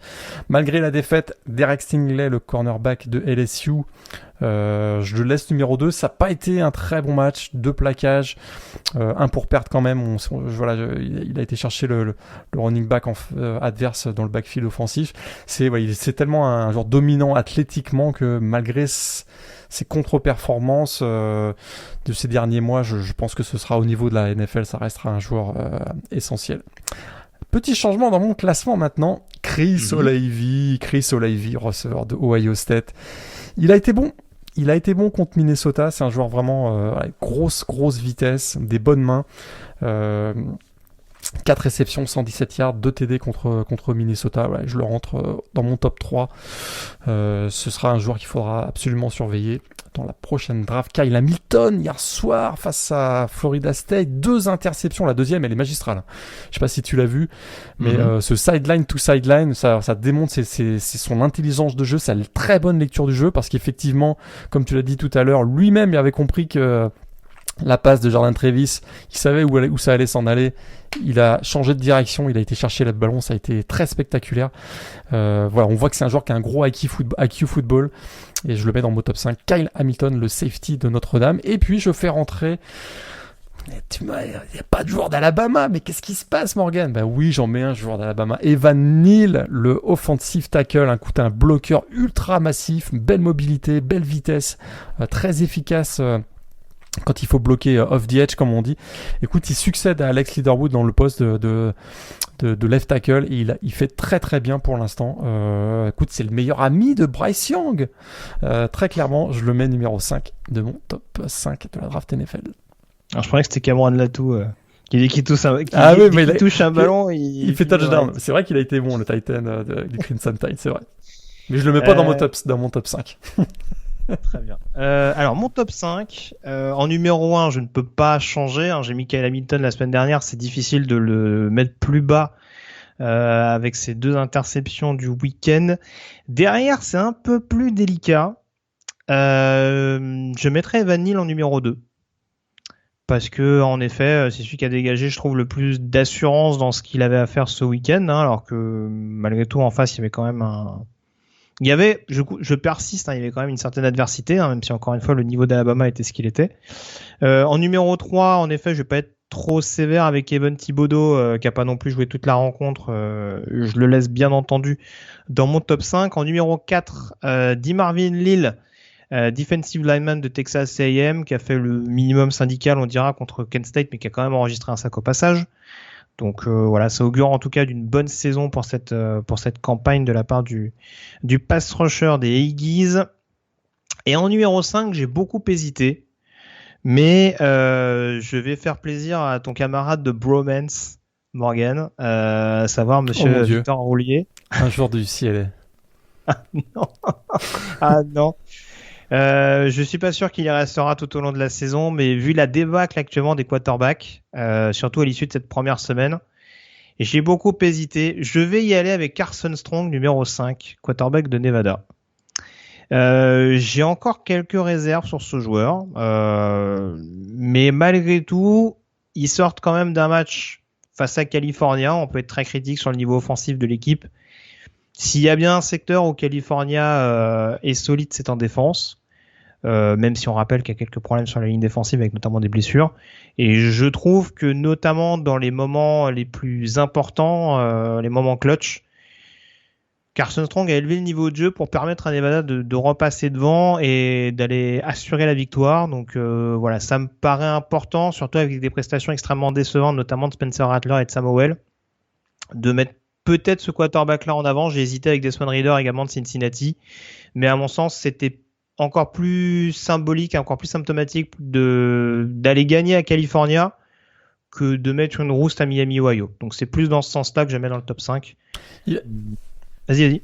Écoute, moi j'aime beaucoup sa mécanique, puis t'as raison. Et il a une précision chirurgicale, quoi. Est-ce qu'il ressemble pas un peu à un Josh Allen, un joueur comme ça? Je trouve qu'il est, il a fait une très très bonne prestation contre une grosse défense comme celle de California. Indiscutablement, c'est une machine à big play. À voir un petit peu sur la durée de la saison, mais effectivement, je trouve pas ça choquant de le voir dans le top 5. Je pense qu'il y en a beaucoup je pense que pendant longtemps, on a attribué son bon niveau à celui de Romeo Doubs notamment. Et que plus ça va, plus on se demande si c'est pas à peu près du même niveau, tu vois. Si on n'est pas à peu près sur une phase d'Eric Carr, Davante Adams à Fresno State il y a quelques saisons, quoi. Ça ressemble un peu à ça. Tu as raison. Ouais. Bonne comparaison. Ton joueur de la semaine, je crois que c'est un joueur offensif d'ailleurs. Joueur offensif, tout à l'heure, je te parlais de South Dakota State. Retenez ce nom, mes amis. On en a parlé. Ceux qui nous ont suivis avec Antoine au cours du printemps, on vous en a souvent parlé. Pierre Strong. Il n'y a que des Strong en fait, c'est incroyable. Ouais, le running back de South Dakota State. Écoute, il forme un duo explosif avec son compère Isaiah Davis. On en a beaucoup parlé au printemps avec Antoine. Écoute, grand artisan de la superbe saison des Jack Rabbits au printemps qui ont été battus en finale à la dernière seconde par Sam Houston State. Écoute, c'est un running back extrêmement combatif, ultra puissant, une boule de muscle littéralement. Et puis je trouve qu'il a un super instinct. Il est très patient derrière sa ligne offensive. Vraiment, il a un très très bon instinct. Il lit très bien les déplacements de la ligne. C'est ce qu'on avait observé avec Antoine au printemps. Et puis voilà, quand il se met à courir, il a l'accélération dévastatrice. Et en plus, c'est un joueur qui a des mains très très sûres. On l'avait vu dans les playoffs FCS. Alors que les défenses se resserraient au niveau de la FCS, il avait été utilisé davantage dans le jeu aérien. il nous avait étonné avec ses mains. Alors c'est pas forcément sa performance du dernier match que je veux souligner, mais plus un joueur dont on risque de plus reparler beaucoup d'ici la fin de la saison, et donc c'est pour cette raison que je voulais prendre l'occasion de cette première semaine pour en parler. Pierre Strong, on le voit d'ailleurs monter de plus en plus dans certains big boards, on le voit apparaître dans les top 50, et je serais pas surpris que ce soit un des tout premiers running backs sélectionnés lors de la draft NFL 2022. Et ben ça c'est de la haute tech. J'ai parlé d'un défenseur, on en a déjà parlé tout à l'heure, mais c'est difficile de pas le citer parce que c'est un joueur dont la cote ne cesse de grimper. Amare Barno, defensive end, linebacker, appelez-le comme vous voulez, de Virginia Tech en l'occurrence, joueur extrêmement longiligne, extrêmement polyvalent dans tout ce que la NFL adore ces dernières années, les joueurs qui sont capables d'avoir des assignations différentes en fonction des adversaires, des prestations. Et là, en l'occurrence, contre North Carolina, il s'est pas forcément distingué le plus par le pass rush, mais on a vu que en étant constamment en spy sur Samuel, ça a été un véritable poison quand il fallait vraiment fermer le couvercle de la pression globale de sa défense. Et voilà, c'est un joueur qui sait faire énormément de choses, qui peut performer sur de la couverture, qui peut performer sur du pass rush, et qui là on l'a vu en termes de poursuite, de réactivité et d'assurance au plaquage n'est pas en reste non plus, donc je pense que ça va être un joueur à surveiller de très très près. À mon sens, j'en fais peut-être encore aujourd'hui un début de deuxième tour, mais je pense que s'il continue comme ça, il a marqué des points. Il a marqué des points face à dans les derniers matchs. J'ai pas l'impression que derrière Thibodeau, on ait une classe de rushers. Alors, certains me diront Marvin Lille par exemple, si on le considère comme un pur rusher, mais après il y a peut-être un échantillon un peu plus homogène. Il y a un Zach Harrison qui a sorti un jeu décisif par exemple ce week-end, ça va être à surveiller dans les semaines à venir. Mais ouais, en tout cas c'est assez ouvert sur ce poste-là, et avoir un Amare Barno, ancien linebacker, on le rappelle, reconverti defensive end, mais qui mise quand même, qui joue sur cette polyvalence pour performer sur pas mal de domaines, ça peut jouer en sa faveur dans l'optique de la draft. On passe à présent au yearbook. Oh Morgan, yes. Remontons le temps pour s'intéresser à la saison 2001. C'est parti.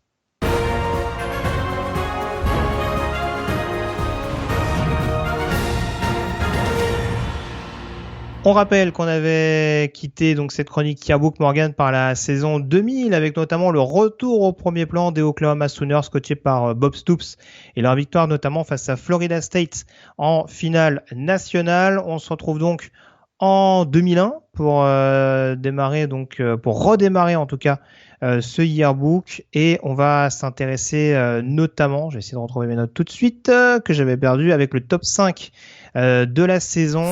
Florida, Miami, Oklahoma en 3, Nebraska en 4, Florida State en 5. Ça démarre comme ça. Moi j'avais Texas en 5 moi. La PayPal. Bon, vas-y. Texas, moi, je l'ai numéro 6. Puis derrière, il y a Tennessee, Oregon.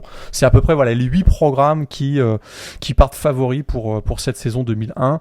Très clairement, au coup d'envoi de la saison, Florida, avec son style de jeu ultra flamboyant, incarné par Steve Spurrier, leur coach, donc ce sera d'ailleurs la dernière saison, on va peut-être en reparler. Miami, c'était une équipe NFL quasiment, et Oklahoma, c'est à peu près les 3 gros qui débutent la saison 2001.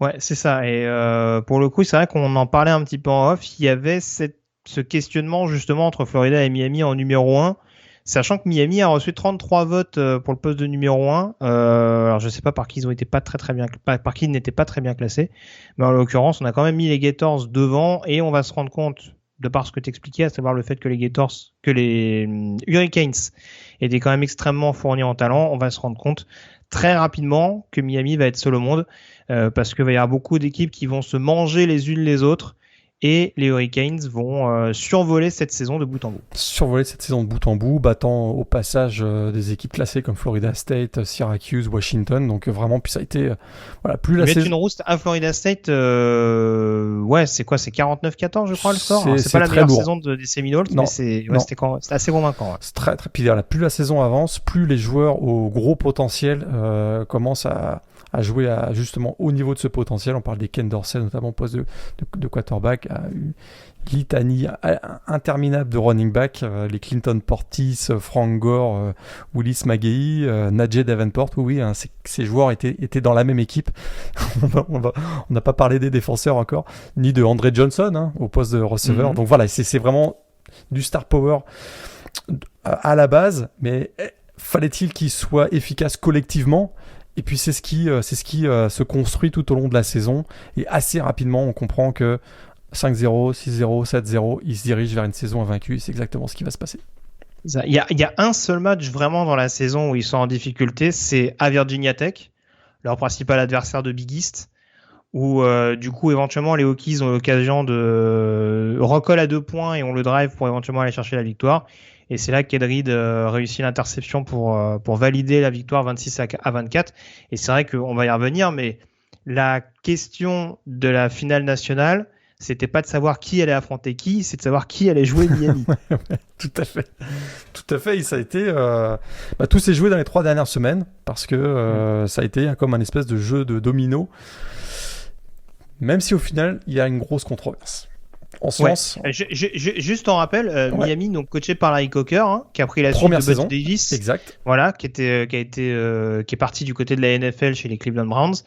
Larry Coker, qui était son ancien coordinateur offensif, si je dis pas de bêtises, et qui va dès sa première année réussir à tout bien assembler. Déjà, dans un premier temps, d'aller en finale nationale. Contre qui, du coup, raconte-nous un petit peu toute cette controverse qui a entouré la désignation du finaliste et d'adversaire de VU. Bon, d'abord, on a cru que ça allait être Nebraska, parce que Nebraska était invaincu pendant longtemps, et ils ont gâché leur chance le 23 novembre en se faisant étriller littéralement par Colorado, 62-36.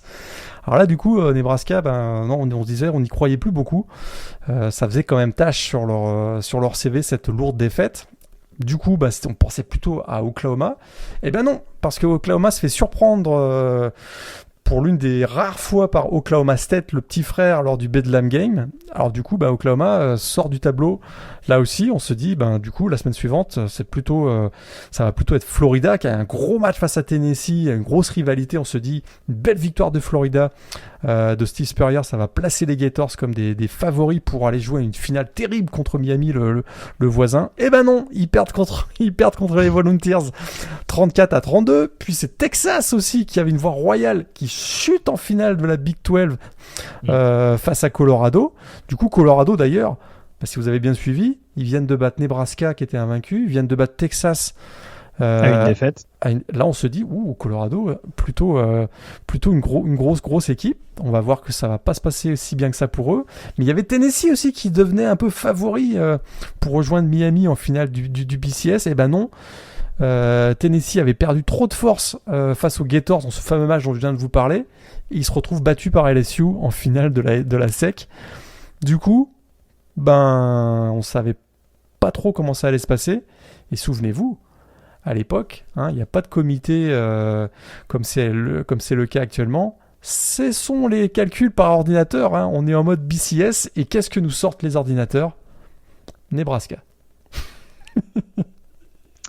Ouais, alors on peut commencer à parler du premier éléphant dans la pièce, comme on aime bien dire.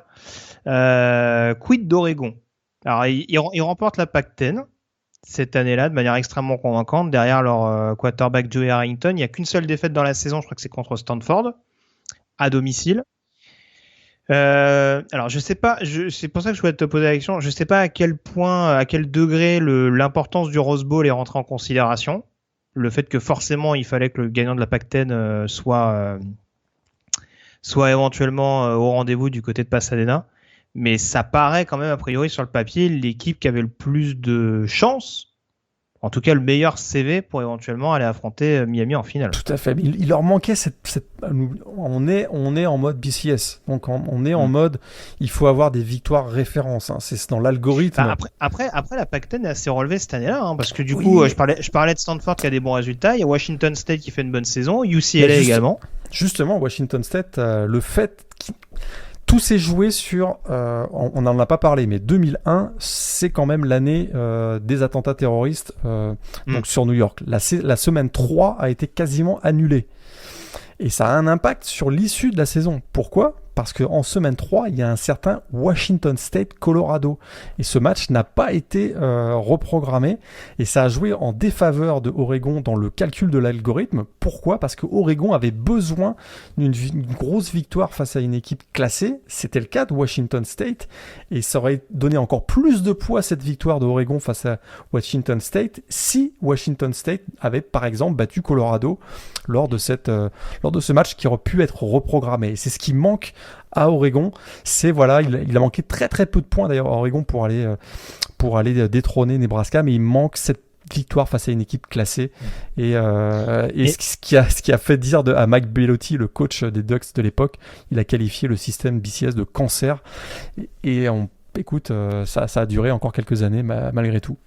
Ouais, parce qu'après il y avait d'autres équipes qui avaient qu'une seule défaite par exemple au tableau, mais d'ailleurs c'est deux invités surprises plus ou moins qui n'étaient pas classés en début d'année, à savoir Maryland et Illinois qui remportent même la Big Ten à la surprise générale dans toutes ces opportunités un petit peu manquées par certains programmes. Tu parlais notamment d'Oklahoma tout à l'heure, de Tennessee, de Florida, etc. Michigan également qui se prend les pieds dans le tapis sur le dernier match de la saison lors de The Game contre Ohio State pour offrir à Illinois le titre de conférence et un ticket, je crois, au Sugar Bowl pour aller affronter LSU.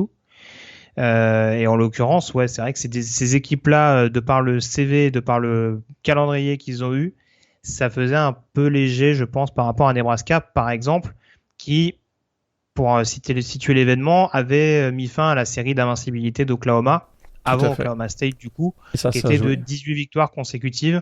Oklahoma avait chuté donc du côté de Nebraska et je pense que ça a beaucoup joué dans la balance. Mais du coup, on se retrouve quand même avec une situation assez cocasse, c'est-à-dire qu'on a Nebraska qui est même pas finaliste de conférence, c'est même pas champion, ils sont même pas finalistes de la conférence Big 12 et ils se retrouvent à jouer la finale nationale contre Miami alors que des programmes comme Oregon ou comme du coup LSU en l'occurrence qui avait un peu plus de défaites, mais ce genre d'équipe là, Colorado comme tu disais, qui se retrouve champion de conférence et qui sont mis en retrait par rapport à ça. Ouais, parce que dans l'algorithme du BCS à l'époque, le fait d'être champion était sous-coté par rapport aux grosses victoires face à des équipes classées, et Nebraska est dans la Big 12 et à l'époque on se retrouve avec 4 équipes dans le top 9 hein. Et ça a joué en faveur malgré la lourde défaite face à Colorado. Le fait qu'ils aient battu Oklahoma, Texas, ça a joué en leur faveur. Tout à fait. Mais du coup, la question c'était de savoir qui allait affronter Miami. Ce sera donc Nebraska. Et au final, on se retrouve quand même avec une finale qui a globalement tourné.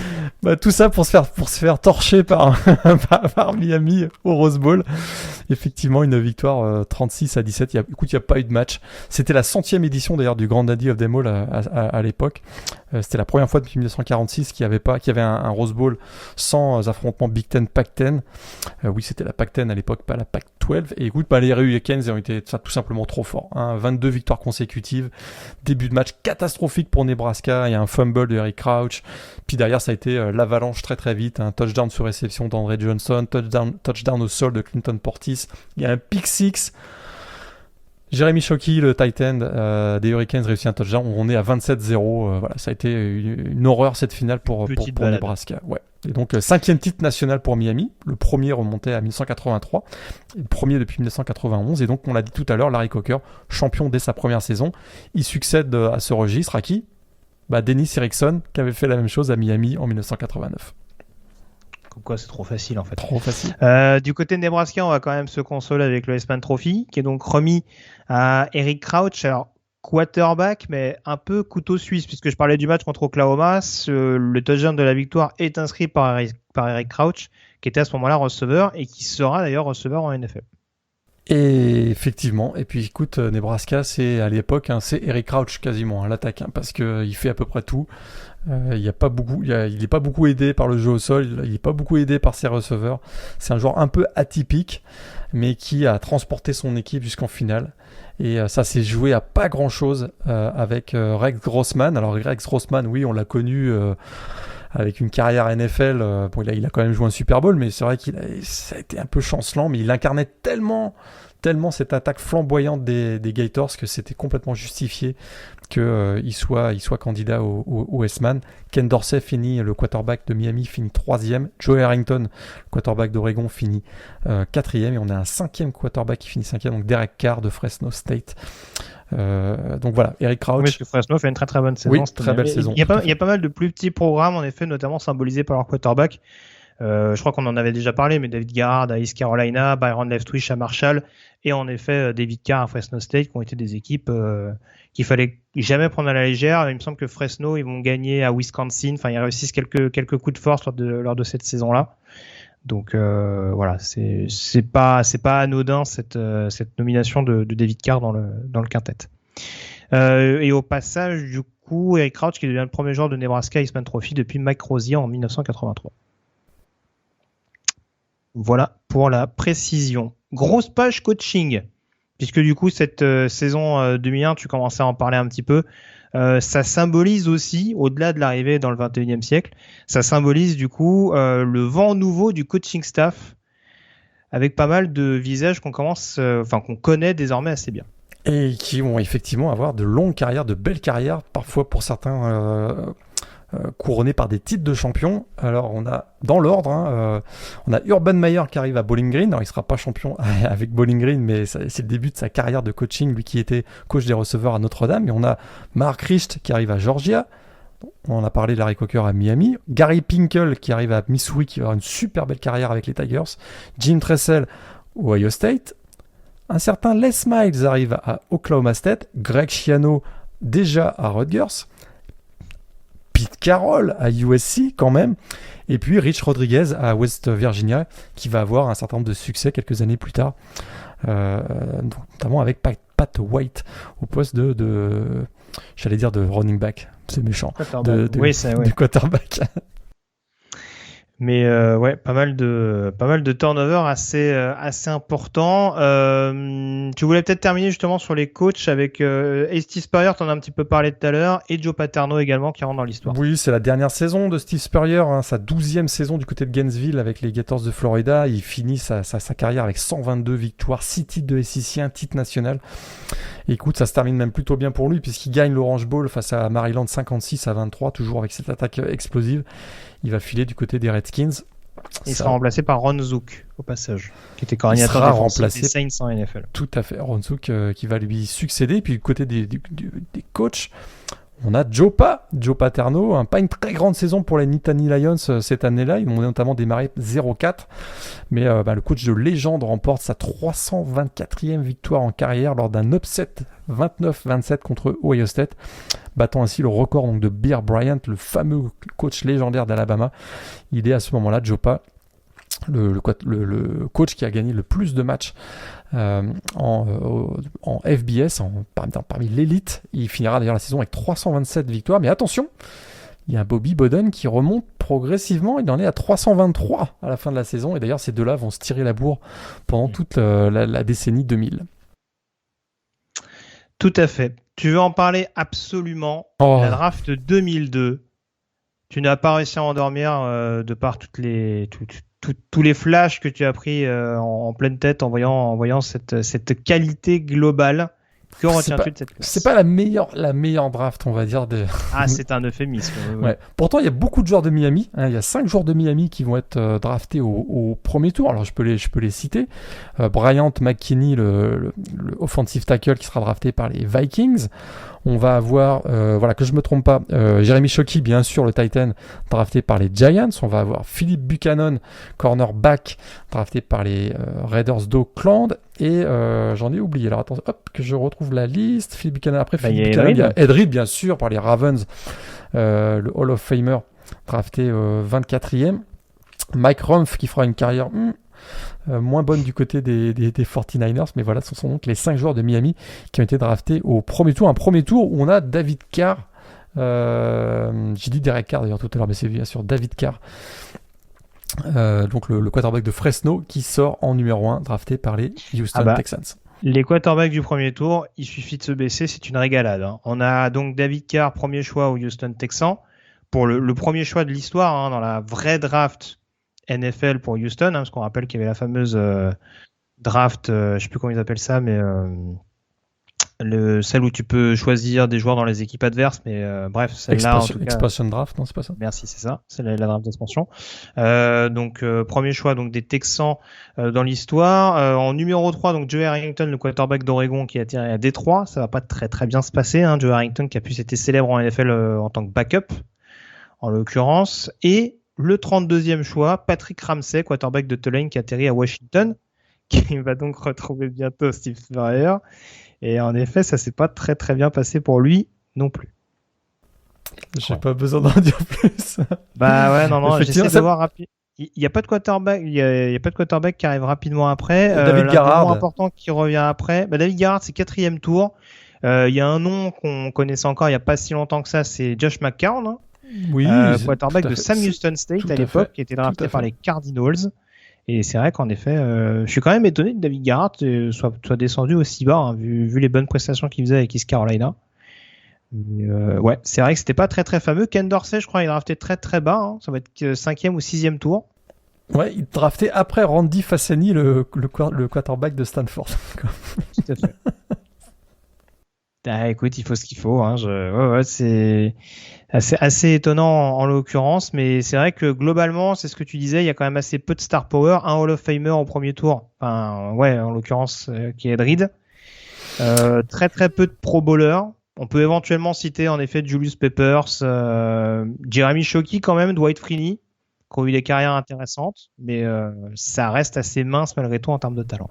Tout à fait. Et puis il y avait comme on disait en off, du poids sur la balance avec John Anderson, le defensive tackle de Tennessee, drafté par Jacksonville dans le top 10, et on a Albert Ainsworth qui aura quand même une période de domination dans la NFL, le defensive tackle donc des Titans de Tennessee, lui qui venait d'ailleurs des Volunteers de Tennessee juste à côté. Et c'est assez rare pour être souligné. On se rappelle de cette draft où il y a eu 2 joueurs, je crois, de Jackson State draftés au premier tour. On a quand même 2 pass rushers de UAB draftés dans les 43 premiers choix. Ça n'a pas dû arriver souvent dans l'histoire, même dans l'époque actuelle. Donc voilà, Brian Thomas et Eddie Freeman en l'occurrence, qui n'ont pas vraiment marqué les esprits en NFL. Non, c'est pas une draft. Moi, personnellement, je me rappelle pas. C'est pas une draft qui m'a fait rêver. Non, il y a des joueurs qui ont été des profils un peu de complément. Je pense même à un joueur comme Dante Stallworth, qui était un gros talent, le receveur de Tennessee à l'époque, qui a plus été une deuxième option. Alors, je sais qu'il avait des petits problèmes extrasportifs également. Enfin, c'était un joueur assez, qui se marquait aussi qui se faisait remarquer, aussi en dehors des terrains. Mais, en l'occurrence, oui, ça fait partie de ces joueurs, en effet, dont on attendait peut-être plus que ce qu'ils ont vraiment pu apporter en NFL. Il y avait quand même un joueur quand même explosif qui a fait sensation au début de son arrivée dans la NFL, c'est Antoine Randall-El, hein, qui était quarterback, si je me trompe pas, du côté d'Indiana, et puis qui a été drafté receveur du côté de Pittsburgh. Et puis, écoute, c'était un joueur qui a pas été pro bowler, mais qui a eu un petit succès quand même au tout début de sa carrière dans la NFL avec les Steelers. Oui, après, il y a eu quelques bonnes pioches. Je suis en train de regarder. Il y a Brett Keisel, par exemple, le defensive end de Pittsburgh. Enfin, le defensive end de BYU qui est drafté au 7e tour par Pittsburgh. Dans les undrafted, on n'en a pas encore parlé, mais que je retrouve le nom. Tac. Il y a Ryan Clark, quand même, safety d'LSU, qui est récupéré à l'époque aux Giants et qui ira lui aussi à Pittsburgh. Ouais. Et puis Pittsburgh également qui continue de faire des bonnes affaires puisqu'il récupère James Harrison, linebacker de Kent State, qui va devenir un joueur éminemment important de leur défense, avec notamment un touchdown à la clé lors du Super Bowl 43 contre Arizona. Ça, par contre, les undrafted, il y a des joueurs intéressants, c'est indiscutable. Voilà, on aurait pu parler de Brian Westbrook, également 3e tour de Villanova, qui atterrit chez les Eagles. Coureur, bien entendu, je le précise pas, mais Brian Westbrook, et puis Clinton Portis, en l'occurrence, dont tu parlais tout à l'heure, qui sort au 2e tour. Ce qui est assez étonnant. Peut-être qu'il a pâti du backfield offensif extrêmement fourni de VU, mais en l'occurrence, le talent était quand même assez monstrueux. C'est un joueur qui traînait des blessures aussi, hein. Et ça n'a pas joué en sa faveur. Puis ça s'est poursuivi dans la NFL d'ailleurs. C'est ça. Ça l'a suivi un petit peu également après. On a fait le tour en tout cas sur cette chronique Yearbook. On peut dès à présent s'intéresser à la preview de la 2e semaine.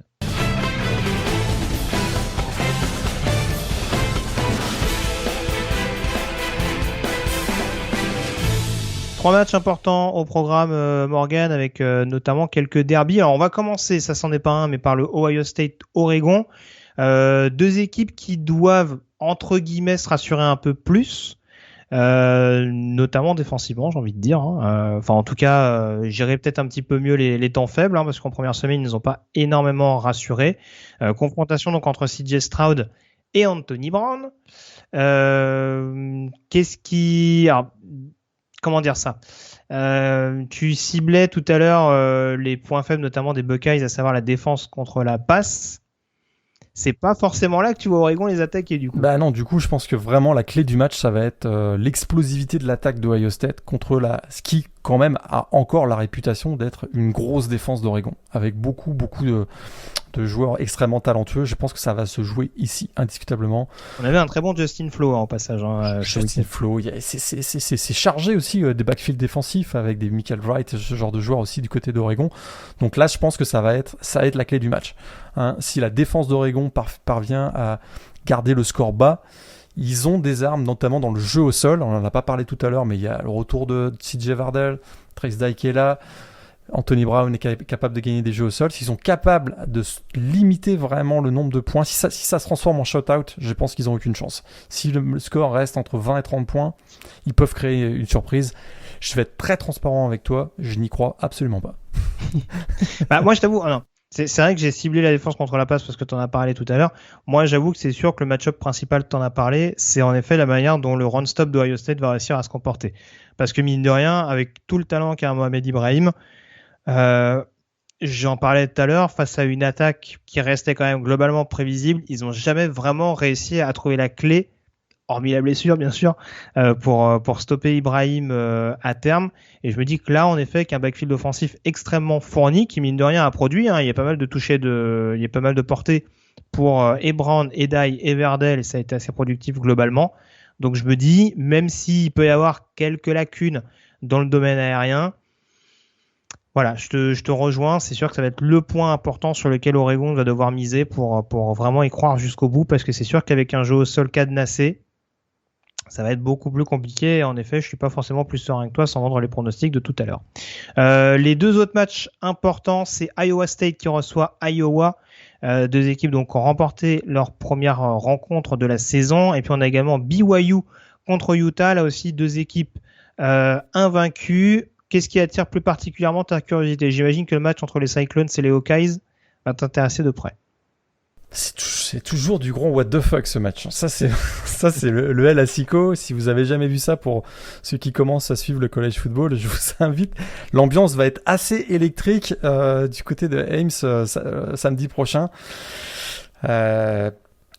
Voilà, je crois que c'est la première fois de l'histoire que les deux équipes s'affrontent en étant classées. Bon, faut dire que Iowa State a été tellement dans les bas-fonds de la Big 12, notamment ces dernières années, que ça s'explique assez bien. On a deux équipes qui arrivent avec quand même des jeux assez similaires, je dirais. Ça va être très intense, très physique, ça va frapper fort. Il y a peut-être un tout petit peu plus...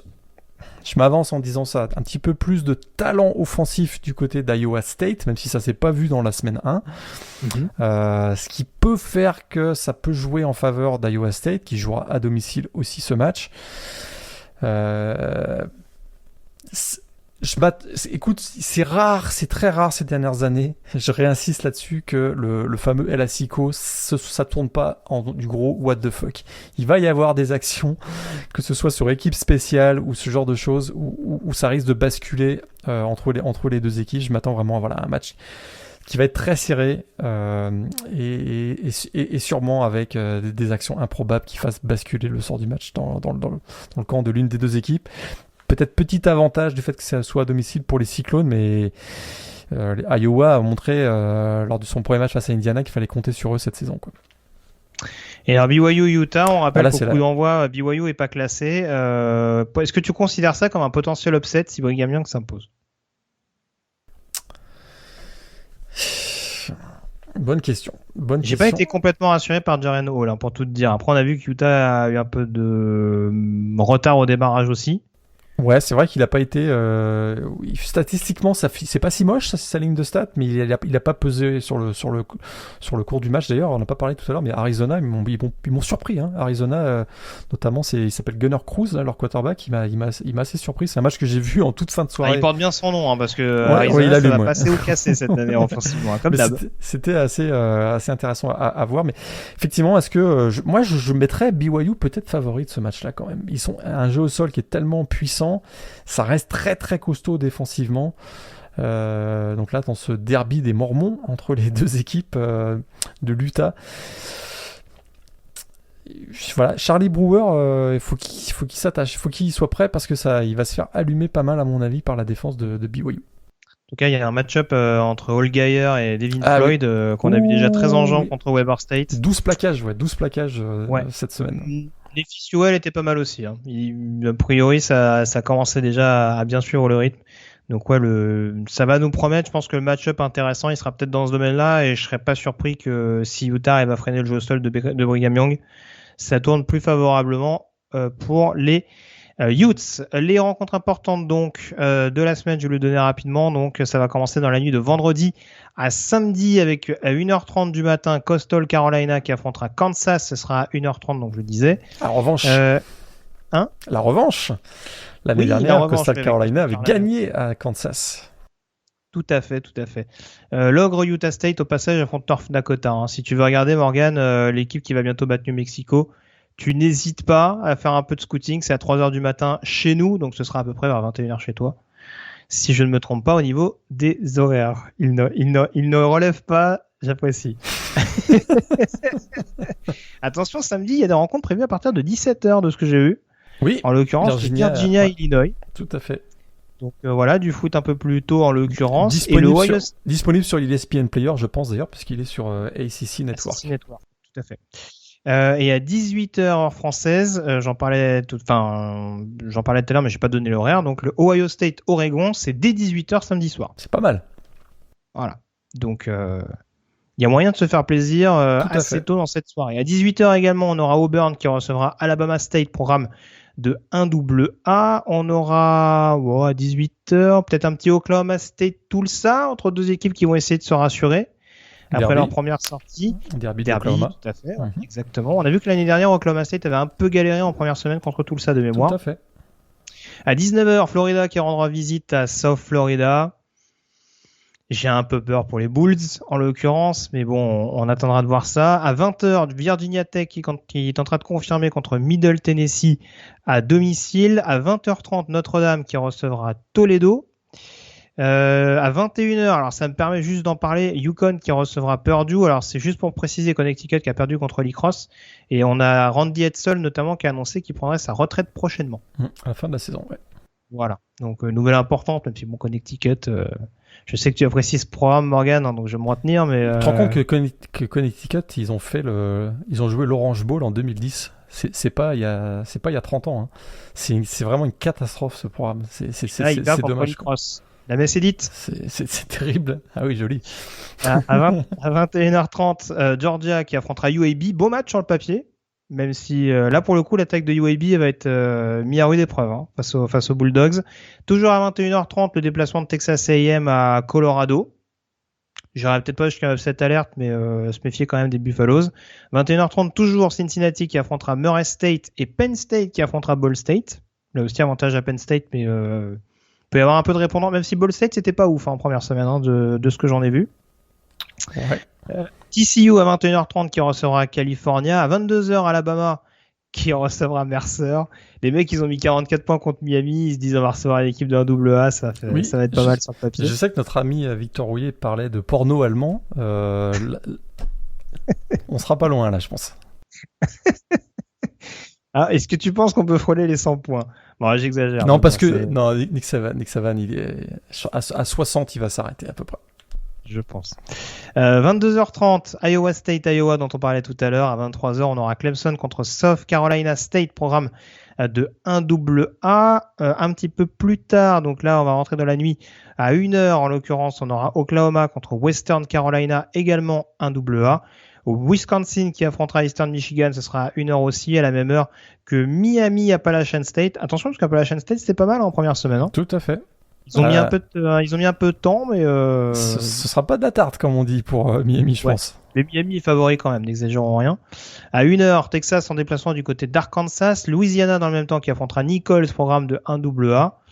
Et puis qu'est-ce que j'ai un petit peu plus tard? J'ai un North Carolina, Georgia State à 1h30 entre deux équipes qui ont une petite bosse derrière la tête. 1h30, parlant de bosse sur la tête, Indiana qui recevra Idaho, programme de 1AA. Et puis on aura également LSU contre McNeese State à 2h du matin. Tu sais qui est le coach, qui est le quarterback de McNeese? Non, dis-moi plus. C'est le fils de Ed Orgeron. C'est pas... Ah oui, j'avais vu en plus. Oui, ils avaient ouvert la saison il y a pas longtemps. Ouais. Tu crois que son fils va maltraiter son père? Je suis pas sûr. Ouais, je pense que son fils, il va avoir le nez qui coule le matin. Ou l'inverse. Non. Ouais, ça va être sympa en tout cas. Et Michigan qui affrontera Washington également à 2h. Florida State de son côté qui affrontera Jacksonville State. Programme de 1AA. Pour finir donc le BYU Utah dont on parlait tout à l'heure, ce sera à 4h15. Juste avant le USC Stanford à 4h30 et le Arizona State UNLV à 4h30 également. USC Stanford, ça a perdu de son cachet. Ah, ça a perdu de sa superbe. Je suis d'accord avec toi. Là, très franchement, j'aurais du mal à vous le vendre. On va garder les 3 rencontres dont on a parlé parce que du coup il y a quand même des rencontres assez où on désigne assez facilement des favoris. T'allais dire quelque chose, Morgan? Oui, pourtant ce sera le gros Pac-12 After Dark a priori. On sait jamais. Ouais, j'ai pas parlé du Oregon State Hawaii, mais ça peut envoyer. Hein. Lui aussi, celui-là, il peut être assez funky. Ouais. À l'occurrence. On va commencer du coup par le BYU Utah. Donc pour toi, tu tirais plutôt sur BYU? Je BYU. All Geyer, le touchdown de la victoire. Et ben moi j'irai avec Utah quand même. Match numéro 2, du coup Iowa State Iowa, le fameux match what the fuck. Moi j'y vais avec Iowa State quand même. Ah, j'y vais avec Iowa State aussi. Et match numéro 3, Ohio State Oregon. Ohio State. Ohio State, comme on dit. Pour moi également. Ohio State. Ohio State, ouais. Ça marche. Bon, on a fait le tour en tout cas. Il y avait beaucoup de choses à dire encore une fois. On fera ça de manière un peu plus concise les prochaines semaines. Mais il y avait 50, 60 matchs quasiment sur lesquels il fallait revenir, sachant que voilà, tout le monde démarre la saison, donc c'est bien d'avoir un petit aperçu global des forces en présence. Mais merci encore en tout cas Morgan d'avoir été en ma compagnie. On se retrouve donc dès la semaine prochaine pour analyser en détail cette deuxième semaine avec d'ici là une très bonne semaine à vous souhaiter et plein de rencontres NCAA comme d'habitude au programme. Salut à tous. Salut à tous.